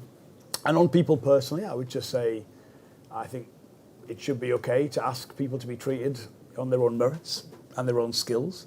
Every single one of those people in the Whip's office has an incredible political career already behind them. If people are complaining that people might be married to someone, well, look, my wife's a political professional herself, and I've had some experience of that. I think we should all be able to say, can we not be judged on our own merits and skills? And I would absolutely, ask anyone to challenge the credentials of any of my Whips, because they're all, I think, an incredible team of people recognised for their abilities and brought into a whip's office to do a job which is essential to delivering on the government's agenda. I just want to ask you briefly about your old job. You spent a long time dealing with Team Trump over trade. Apart from getting a call when you were halfway over the Pennines over some text, which I think is a story you've told before, what's the strangest thing that happened to you during your time dealing with the White House? I mean, I'm not going to answer that till I'm retired several decades into the future, Dan. But I mean, look, the big decision was always got to be, do we engage in what is a very assertive US first agenda? I honestly think the government has been validated entirely on its decision to engage. We have the best terms of trade with the US of any comparable country. We've saved tens of thousands of jobs. And I would sit in Parliament, I'd be on the dispatch box, and even the Liberal Democrats, quite a mellow bunch of people, would be like, let's refuse to talk to the United States. And you'd be like, yeah, you can say that for the opposition. That's not serious, right? The defence of this country, our economy, thousands of jobs depend on that relationship. Our decision to engage with them, I mean, they're interesting people, and there's not always an alignment between the USTR, the US Trade Representative's Office, and their Commerce Department. I mean, we would never have any differences between government departments in the UK, would we? We're all, completely aligned at all times on that. Sure. But, it has been challenging. I mean, the decision to go ahead with the sectoral tariffs, so the aerospace, automotive tariffs that were so important to us, the value of our exports to the US that covered was absolutely phenomenal. And we had to give the US some things, the beef and ethanol liberalisation, but, on beef that's reciprocal. We've gained something tremendous in terms of our market access to the US. And I think, again, you look at that, what are the really big things this government's had to look at in its first year of office? On things like that, I really do believe we got it right. Steel tariffs, should we kind of give up hope of them coming down below 25% now? Well, as I understand it, I mean, where that had got to was there was an offer from the US on a quota for a zero tariff quota, but the offer was essentially not sufficient to justify moving away from having a 25% tariff. What was the condition? What was the problem? I'm not going to tell you some of that, Dan. But I mean, it's effectively, let's not forget we have a better deal again than any other comparable country. 25% compared to 50% in most places. So objectively, that was better around that. I mean, I'd say to any US friend, any US colleague, I understand again their agenda around good jobs in the US, our construction steel industry in the UK. In the main, in the supply chain for the US, it is in the supply chain. So effectively, you're making your own products more expensive on global markets if you charge a tariff on UK steel. We have an incredibly close relationship on defence steel. I mean, part of the US submarine program is supplied by some very specific UK products, and I think that is zero tariff rate. And so it's a complex relationship. But again, understanding where the US is coming from, we have, I think, worked within there to not get everything that we want. They haven't got everything that they want, by the way, as part of that either. But absolutely the right thing to do to work with them. Just listening to you, you clearly cared so much about this job, and you felt you were doing, a lot of good. I just feel it must be quite gutting to be taken out of that job. I know you're loyal to the PM. I know you care about the project, but in here, how's it feel? I mean, look, it's politics, right? I lived every minute at business and trade. I'm personally interested in the relationship between business, markets, geopolitics, politics. Yeah, I mean, this I think is what really determines a lot of the things that really matter. And I love talking to businesses. I'm just fascinated by that. I mean, I just say to people, even in opposition, even when Labour wasn't anywhere near government, if you can go and talk to any business in the UK, that's pretty great, right? So I did love it, and the trade stuff became very, very prominent. But look, I mean, I want this Labour government to work, and the Prime Minister was very kind. He said he needed someone very close to him who also the PLP would recognise and respond to in the role of Chief Whip. And, when the Prime Minister rings you up and asks you to do a job, you've got to do that. And I think, look, the role you get, as I say, is... Dan, the bit I'd say honestly is I would rather be the manager of Sunderland than the assistant manager of Man City, and that's not just because I'm a Sunderland fan. So you're going from running your bit of it to being a key part of the centre. So it's a little bit different in that regard. But again, any policy issue, any issue of concern to the parliamentary party, the access you have to the Prime Minister, I do think right now for the UK, I think it's going into the budget, understanding the business community and the trade position the UK is in and the relative fiscal challenges of that, is essential to the success of the government. So it's not like you're giving up your relationships and access to that point. So I appreciate, you've gone from jet setting around the world to this quite dingy office with these quite horrible sofas apparently in it, and in the Commons, all the rest. I mean, you have been moved into that job. It sounds like that you wouldn't put it this way, but to save Keir Starmer and save the government, can you do it? I think it's about delivering on the government's programme, okay? And clearly managing a parliamentary party of this size is a challenge. There's no doubt about that. Doing it in the current political environment is a challenge. So, look, I mean, Alan Campbell, by the way, was a great friend of mine. I was a whip when he was our deputy chief whip. He's done a terrific job and doing a different role now as leader of the Commons. But, the point about like how you put forward a King's Speech, how you have the second session legislation, how we make that cohesive, how do we tackle difficult issues, talk to the public, talk to MPs around it. It is a specific job. But look, I think it's a chance, to be honest, as well, to, as you said at the beginning, Dan, you don't have to do a job in British politics like it was been done by everyone else. I think there is an idea here to maybe do it in a different way. And I find that quite exciting. But look, I think in terms of colleagues, what do they really want? They want the government to succeed. They want the government to succeed. And I think that is clear in everything that they do. It's not about, what is the future of the government in that sense. It's about how can we feel that they're able to contribute to the degree that they want. But are any MPs telling you, or your whips, May's the last chance to do? No. I mean, look, local elections, midterm elections, a very significant set, particularly with the Scottish and Welsh elections, are always going to be a big deal. But, what colleagues want is the government working in a way that maximises our chances, which I think are significant, of success in those elections. You're a big friend of Andy Burnham, I think, predating this week, I hasten to add. What's he done? Has he overstretched himself here? I was feeling you might mention this, Dan. I don't know. Look, I mean, so Andy is a friend of mine, and I think he's done a terrific job. As somebody who lives and represents Greater Manchester, I think he's done a terrific job as mayor. I do know him way back from before I was an MP and worked for an MP and knew Andy from Parliament, and I am really impressed by how he, as a person, as mayor, has been able to express himself in that way.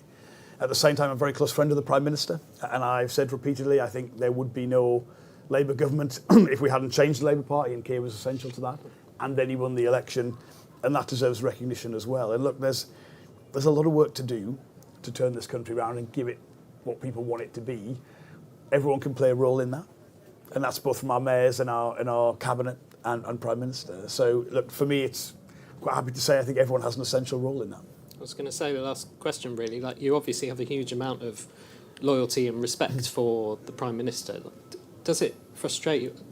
Why do you think it is that a lot of the public, shall we say, if you look at the polling, doesn't seem to be able to see what you see? Like, what's the disconnect? That's interesting. I mean, I do know him, I think, pretty well. Certainly, one of the most in the cabinet. And I know what drives him, I know what motivates him.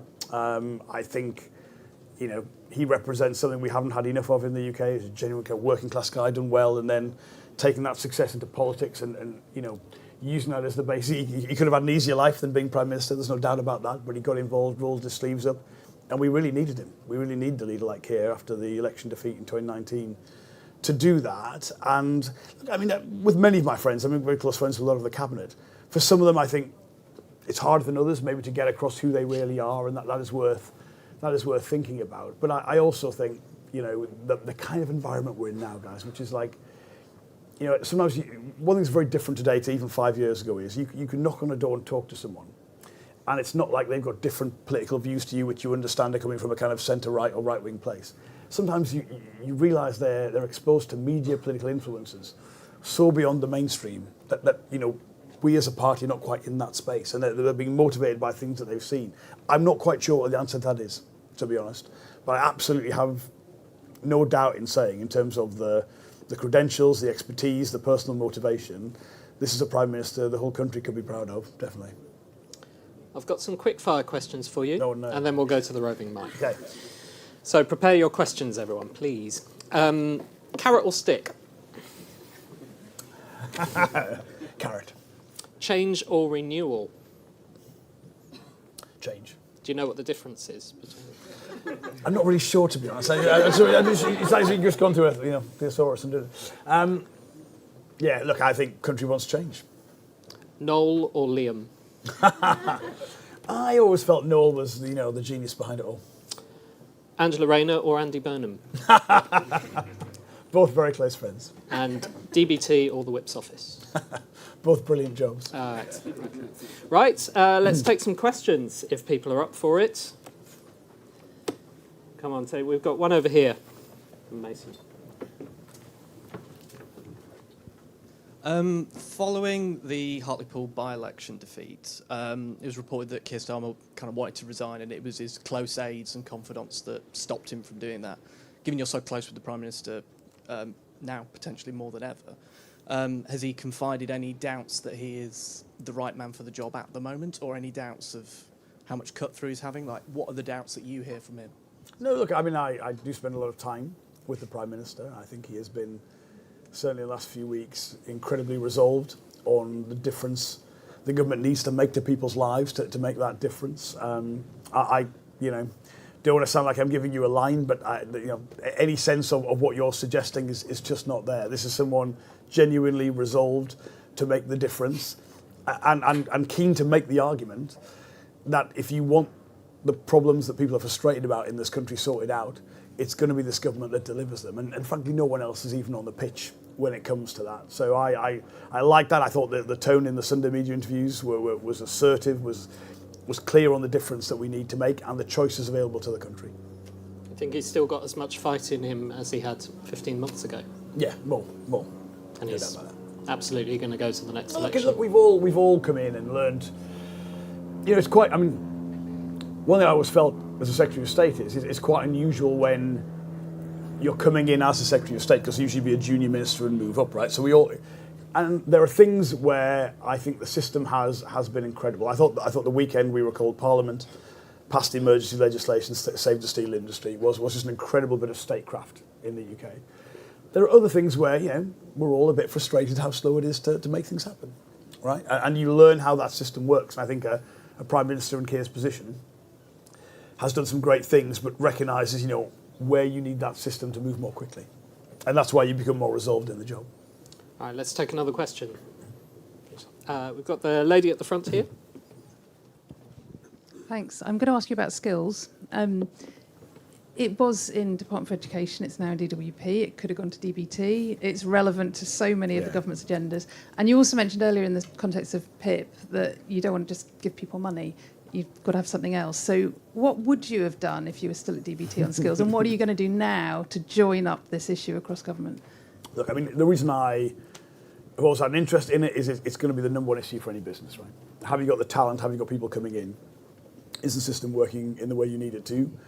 I think this country's never really got the skills system right. You can go back 100 years to a conference if it wouldn't be in a pub like this, but people would be talking perhaps about the skills challenge. If you look what we did in the industrial strategy, which was, look, I mean, it wasn't rocket science. We put additional funding packages in to the kind of courses like engineering, where they're more expensive to put on, and therefore you need more finance in the system to do that. More flexibility from the business side around the levy. I mean, the big challenge is this, and we'd all recognise this across government, is when the apprenticeship levy was brought in, a very strong argument it was to stop, essentially freeloading that all businesses would pay towards it. Now, since that happened, and it's quite an interesting policy for a non-Labour government to introduce, coalition, I think. The overall business spend on skills in the UK has gone down. So that's not how anyone would have envisaged, I think, that turning out. You have businesses who are putting a lot of money into brilliant skills programs, but they're kind of paying that on top of the levy. So it needs a look at in that way.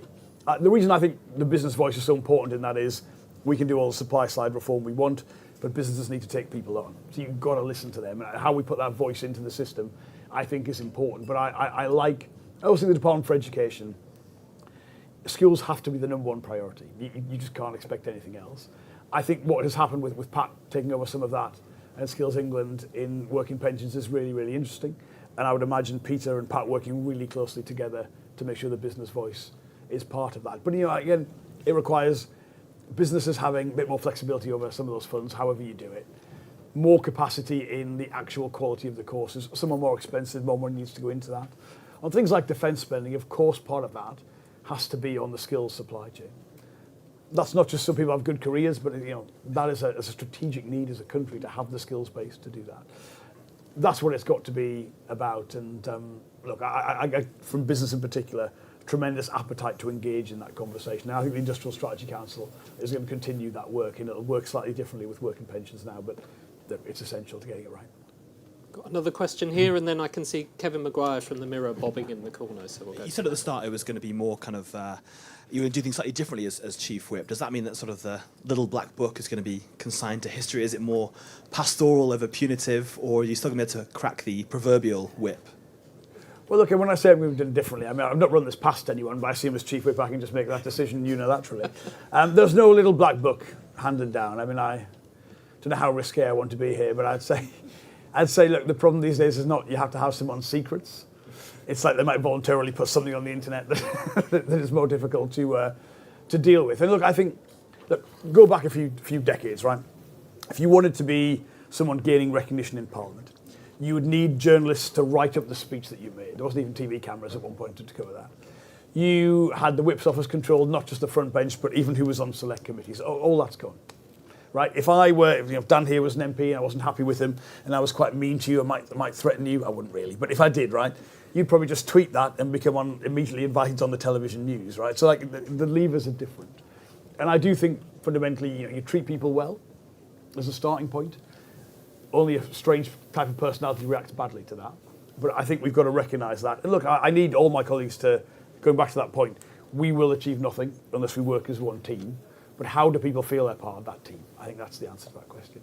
And on how a Chief Whip operates, I think, look, my personal feeling is people want to know a bit more about how decisions are made, the trade-offs that were there.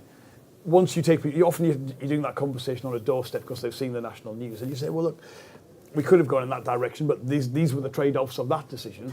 And they're like, oh yeah, I get that, right? And I feel we could just articulate that a bit better. And going back to that point, a lot of British politics works on people doing what their predecessor did, and it just goes back and back and back. There's a chance maybe at times to think about how can we do this differently. That's what it's about. I think this will have to be our last question because we're nearly out of time. What do you think Peter Kyle will do differently to you? I'm thinking particularly employment rights, because Angela Rayner's also gone, Justin Matters got the elbow too. Sharon Graham respected you, which may have helped get you the sack, I don't know, from that job. And Justin Dan's quickfire, number 10 or the Premier League title? Well, first of all, Kevin, I thought you were going to ask about Sunderland's start of the season, which I think we can all recognise has been tremendous. But on the substantive issue, look, I mean, I think Peter did great work at DSIT. I saw his speech today. He was very clear on employment rights. I would ask anyone not to underestimate the absolute support across the cabinet for the New Deal for working people. We need to make sure that growth's going to be higher in the UK. We've got to address the malaise post-financial crisis, which has now run for many, many years. But that's got to be in a way that people feel the benefit from, right? And look, of course I understand, I've dealt with businesses all the time on the level of change in the Employment Rights Bill, that aggregate impact. I understand the roadmap was there to show how the different stages of that would come into being. But, people tend not to oppose the specific measures in that. It's about understanding that proportionality, how we'll deliver it. So I believe Peter said very clearly he'll continue that work. And I think on the point of the unions, look, I come from the same place as you, Kevin, where the role of unions in kind of civic society and in the lives of working people and communities have played an incredibly positive role. I would always say I was the most pro-business person in the cabinet because that's what a business secretary should be.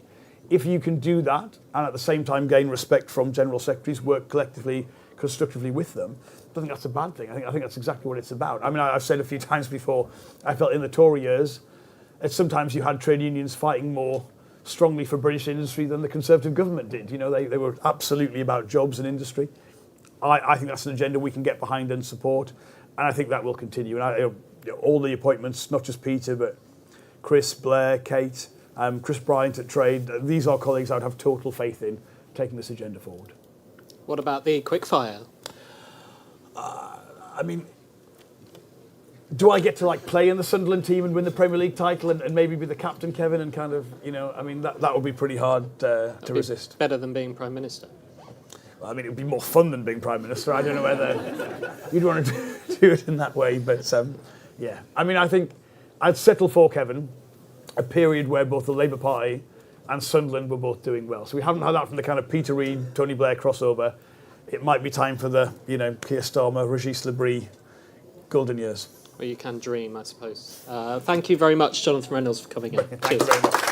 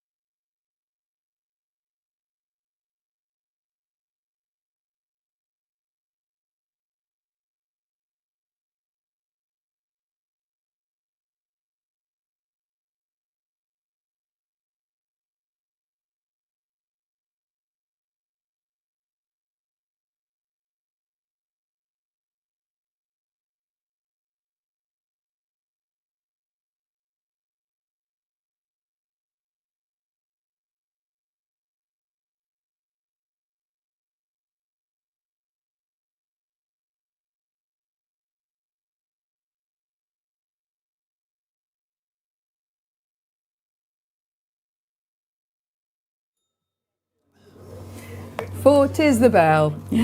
Welcome everyone to our Politico pub at the heart of Labour Party conference here in Liverpool, and it's fitting that we should be holding this interview in a pub because the last time that I sat down with the Defence Secretary, John Healey, was nearly a year ago. I think, John, when you were about to sign the Trinity House agreement with your German counterpart, Boris Pistorius, paving the way to greater defence cooperation between the UK and Germany, which sounds like quite, a hardcore reporting job. But we ended up basically in the middle of the day in a London pub, all having beer together, when you had managed to convince the German Defence Secretary and his team that his time was well spent going down the pub. Now, I gather, so this is perfect for you, right? What's not to like? Hey, well, cheers.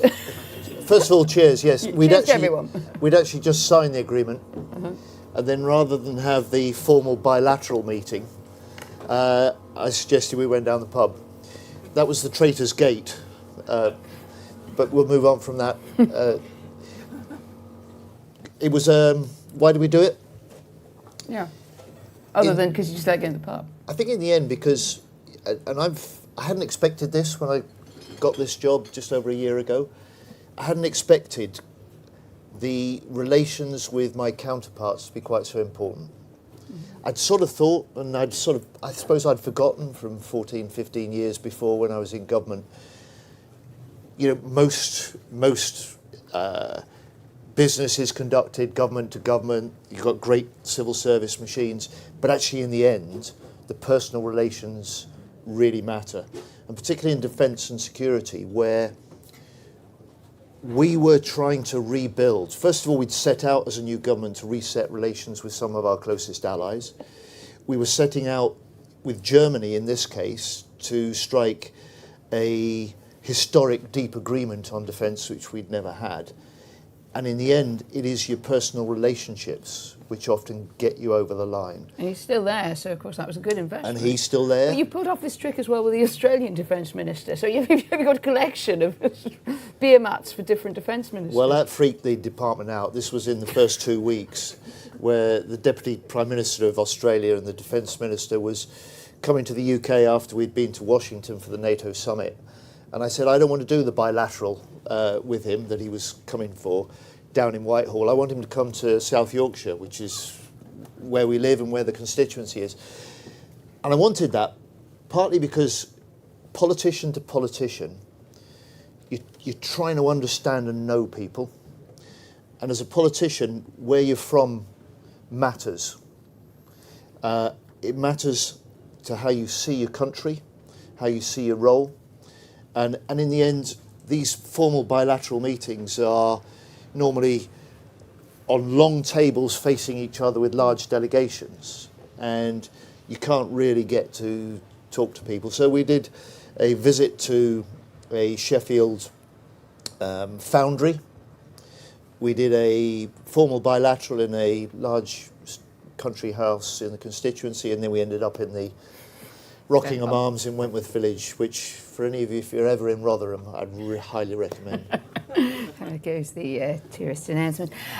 So let's now turn to the serious business of your role and what we're all very concerned by, which is the security and defence outlook for the UK and beyond. Now, in your conference speech, you announced that the UK is sending anti-drone technology to Denmark following that suspicious drone activity in Danish airspace last week that briefly closed the airport in Copenhagen. Mette Frederiksen, the Danish Prime Minister, clearly pointed the finger towards the Kremlin. I think that's probably an example where a lot of people who maybe thought this is something that's only affecting Ukraine, former Soviet countries, Baltic states, I say only, in heavy inverted commas, then begin to see Russian hostility creeping closer to countries that we would consider part of Western Europe. Is there anything more that you can tell us about what you're able to do there, both in sense of aid to Denmark? There are also quite considerable doubts, I think, that we can protect ourselves from drone attacks efficiently. Are our airports safe?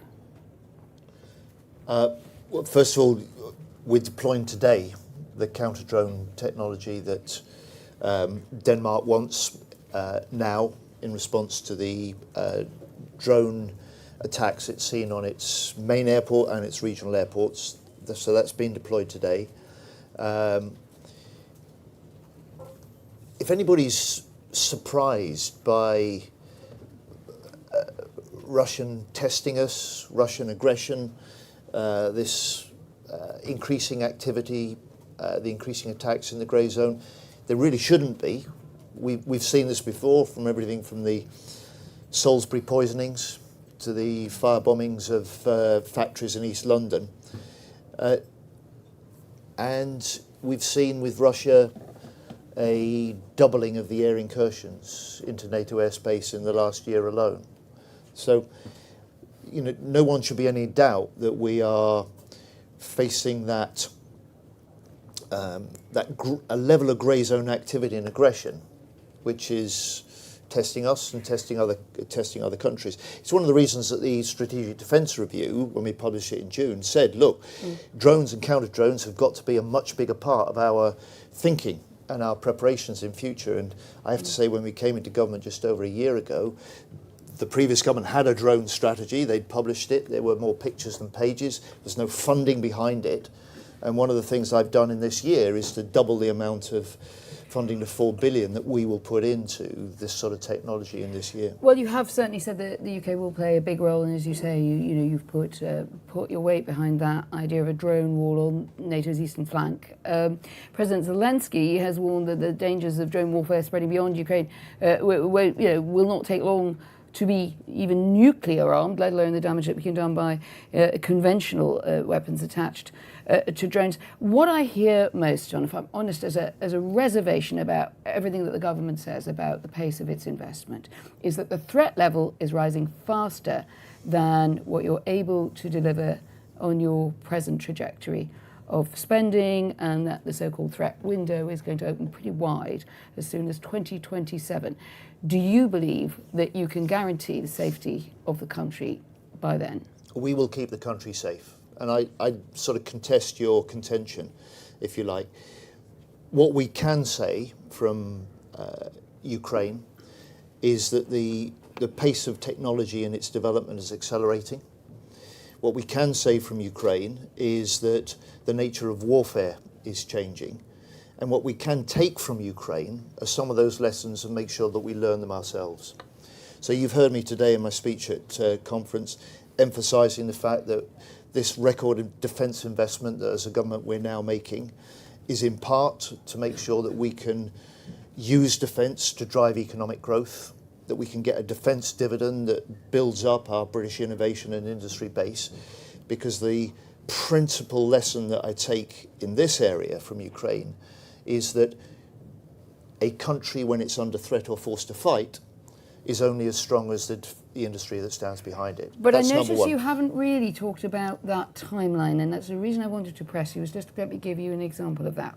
If the threat window becomes very acute around 2027, the increase in defence spending doesn't really, kicks in very gradually. I know you've advocated for more, like many defence secretaries, but but here we are. What would you do to make sure that soldiers won't be facing a Russian threat in those years, 27 to say 2030, without proper drone capacities and capabilities? Basically, do you see the need to speed up what you're doing, and that means going to Rachel Reeves and asking for more money? Now, we've got the biggest increase in defence investment since the end of the Cold War. I don't need more money. I need to make the decisions to spend it well, and decisions to spend it on the sort of things that will give us the war-fighting edge. And that, and as the Strategic Defence Review, as well as the lessons from Ukraine tells us, it is combining the leading edge of innovation with some of the hard metal of our traditional platforms. Now, you invite me back, you interview me in 2 years' time, and I am totally confident that we will have transformed Britain's forces and our use of technology, including drones. Why do I say that? Because we will take and we will operate at some of the pace that we see in Ukraine. So 2 weeks ago I signed a deal 3 weeks ago I signed in Kyiv a deal with the Ukrainian Defence Minister. For the first time, Ukraine, because of the very special relationship the UK has with Ukraine, are sharing some of the IP that they have of an interceptor drone. We're taking that, we will develop that in the coming weeks together, and then we will help mass produce that using some of the advanced manufacturing techniques that we have in this country, they haven't got in Ukraine, and we'll send those back in their thousands, and we will be able to use those for our own forces and potentially for our NATO allies to create the sort of drone wall that we may need in future on the eastern flank. So you're saying that many people who say that will be done in months. In months. That right. won't be measured in 2 years' time. Right. All right. 2 years' time, arguably too late. Will the Defence Investment Plan aim to move? 2 years' time was the target time you've challenged me with, and I'm telling you, by then, you will have seen the... But is that specifically funded programmes or general aims for future expenditure? You'll see in the new year a Drone Centre of Excellence set up. You'll see the impetus to get more integration of the way that we procure these in future. You'll see the Navy over the next 2 years starting to put in place what the First Sea Lord has now said, which is we'll go uncrewed wherever we can, and we'll do crewed only when necessary. Thank you. She did warn me earlier on that she's I did. I am a bit of a Rottweiler on this issue. No, you just said, look, people are having a drink in the pub. Exactly, they were like, okay. They don't want you droning on, is what No, you said. no, he's not droning on. Droning on about drones is literally what you were actually supposed to do. So this category thing of are we at war, is it right to say the former head of MI5, Baroness Eliza Manning and Buller, used that language today? She talked about hostility, cyber attacks, physical attacks, things that you won't disagree with. But there still seems to be a kind of queasiness. Are we at war with Russia? We're in a new era of threat. We're under constant, particularly cyber attack. We face new forms and new levels of aggression. And when I say we, I'm talking about NATO allies as well. And I've been quite taken aback as Defence Secretary, to be quite honest. In the last year, we've seen over 90,000 separate attacks, cyber attacks on defence linked to states, many of them from Russia. Now, it's that level of constant pressure, constant aggression, constant testing of the system, which suggests that we've got a level of grey zone aggression in different ways that we may have to be more attuned to, and we have to be able to challenge, we have to be able to deter. And one of the important things that one of my predecessors, Ben Wallace, did was to set up the National Cyber Force. But a UK ability not just to defend, but to do offensive cyber as well. But the one thing I found about the grey zone language is a bit like sort of grey speak, is that if we look at something like JLR cyber attack, if we look at cyber attack Marks and Spencer's co-op as well, I think there's sometimes a sense there is more information that, on a high probability that is not being shared. For instance, on JLR, do you believe that the Russians were behind that attack? On JLR, we've not made that. We've not made that confirmation. We've not made that conclusion. Can you make it? No, not to you tonight. No. That's a shame. But I mean, in the sense of when do you see what the angle of my question is? No, look, when we speak vaguely, people then don't often understand the threat. The serious point is that for everyone, this is making them more concerned, more uncertain. It's making people think Marks and Spencer's, JLR, Heathrow Airport. It drives home that sense of concern and vulnerability that we face. It's exactly why the Strategic Defence Review said, for the first time, we need to take homeland security more seriously. It's reflected in NATO, which is saying to every one of the 32 NATO nations, never mind Article 5, that's at the centre cornerstone of our collective defence, but Article 3 is about each and every one of these states, including us, to have in place our own homeland security responsibilities. You see that, and we will suggest that a greater degree of transparency might actually help your argument if we want a whole public effort. Do you think you could give a little more? I don't think you need to do now, but would you aim to give more transparency? I think I've talked quite openly about the level of attacks and aggression that we face, and some of the challenges that we must meet, including on drones, in the months and to meet your deadline a couple of years Which is extremely important. Talking of the threat from the Kremlin, Rachel Reeves... I'm rather generous, if I may say so, but thank you. I'll take that. Thank you. Rachel Reeves said in her speech Rachel Reeves said in her speech that Reform UK were in bed with Putin. Last week, a former leader of Reform in Wales, Nathan Gill, pleaded guilty to bribery charges relating to statements in favour of Russia he made in the European Parliament. You have said Nigel Farage will be unwelcome in the Lords because he didn't need any more Putin apologists. Do you think that Nigel Farage's party poses a threat to national security? I don't think Nigel Farage or his party could be trusted with national security. And I think you can genuinely say one of the important acts of leadership that we've seen from Keir Starmer is to make sure that we collectively, with allies, have stood up to Putin. You've seen that recently with the drone attacks and the NATO response and the jets that we've sent in to contribute to that that eastern flank defence. And whilst we're standing up to Putin, you've got Farage and his party looking up to him, saying that, as Farage has, look, he's the leader they most admire. You said that a while ago. He has not repeated it. He's been... Oh, come on. Oh, no, I mean, that's like, no fear, no favour. Okay, there's something deeply suspect about Nigel Farage, isn't there? This is a man who says he admires Putin above all else, the man who wanted national insurance in our NHS, the man who recently has called on Trump to put tariffs on our country. Now, look, we will challenge reform every week between now and the next election.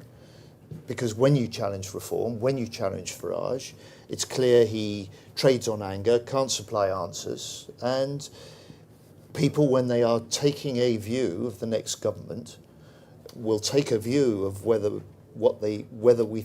we Labour have made the difference to their life, whether they think we're acting in their interest, but they will also take a view whether that's a party that can be trusted on national security in the future. I mean, you've been around cabinet table, shadow cabinet table, and also before the Keir Starmer era, when you heard and discussed with Keir Starmer the idea of ramping up the rhetoric on reform that we've seen going into this conference, calling aspects of reform UK policy racist and immoral. Did you think, that's what we need to fight? Or was a little bit of you've been around a long time in this game, thinking, that could backfire because people have genuine concerns. A lot of people who once Labour are tempted by going towards reform, so are many Conservative voters, that you could be seen to be saying to those people, you're credulous or even a bit racist. No. I mean, I live in and represent an area which voted 70% Brexit.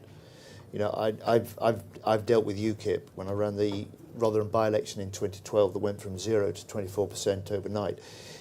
I know the sentiment that they tap. There's a deep frustration and the failure of government to make a difference in anybody's lives in the last 14 years. So I really understand that. No political party can allow a polling advantage that Farage apparently commands to go unchallenged. Nobody can allow the sort of assertions and false promises that a wannabe party leader, let alone a wannabe prime minister, is making and not challenge those, which is exactly what we're doing, and that's why we're a bit late to Keir Starmer's that right. conclusion, because over the summer things seem to just kind of drift a bit in that direction. No, not at all. Okay. Asked and answered. I have a question from our US colleagues. Are you confident the US is fully behind the UK, its NATO allies in Europe in confronting the Russian threat? Your opposite number, Peter Hegseth. The newly named War Secretary is calling on all senior US generals back to the US for a meeting in Virginia. I think there are quite a lot of concerns about that. And additionally, we have possibly federal government going into shutdown. This does not sound like a very comforting alignment when it comes to looking at our relationship with America and the protection of NATO's eastern flank. Well, you asked a simple question in the middle of that. I did. That was a nice long question, but that's because there was a lot of interest. Which is, am I confident? Is Keir Starmer confident in the US? And the answer is yes. He was confident in the commitment that Trump gave him, that first meeting in the White House, that Trump said that the US, remains totally committed to NATO. I've discussed this a number of times with Pete Hegseth. But there is a requirement, an expectation which is right and reasonable from the US, that countries like us, the Europeans, step up and do more. So you have no concern, just another question that my US colleague asked, that Hegseth might be about to your state to pull US resources away from NATO's eastern flank? No. What I do know, and because they've said publicly, they're doing a force posture review. We all know that their first priority, understandably, is the Indo-Pacific. And we all know, and you've seen the way that Keir Starmer has led the European effort to step up on defence spending, on Ukraine, on carrying a heavier burden, sharing more of the burden in NATO. And he and I have been arguing for nearly 5 years that European nations need to do more of the heavy lifting in NATO. The US are right to say that. We're responding to that. But Hegseth, when he first came to our defence ministers meeting in Brussels at NATO, made it very clear, we want the European nations to step up, but we are not stepping away. Do you have a kind of beer drinking relationship with Pete Hegseth as well? I haven't managed a beer with him yet. And I haven't Can we get it done at the Politico pub sometime? And I haven't managed to run with him yet. And I'm going to try one, but not the other.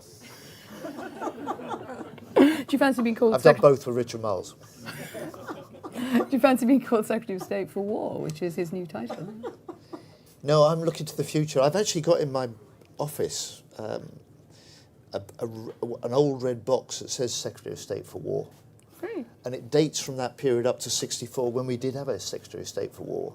And that was one of a number of ministers in the military, and that one was responsible for the British Army and had been for more than 100 years.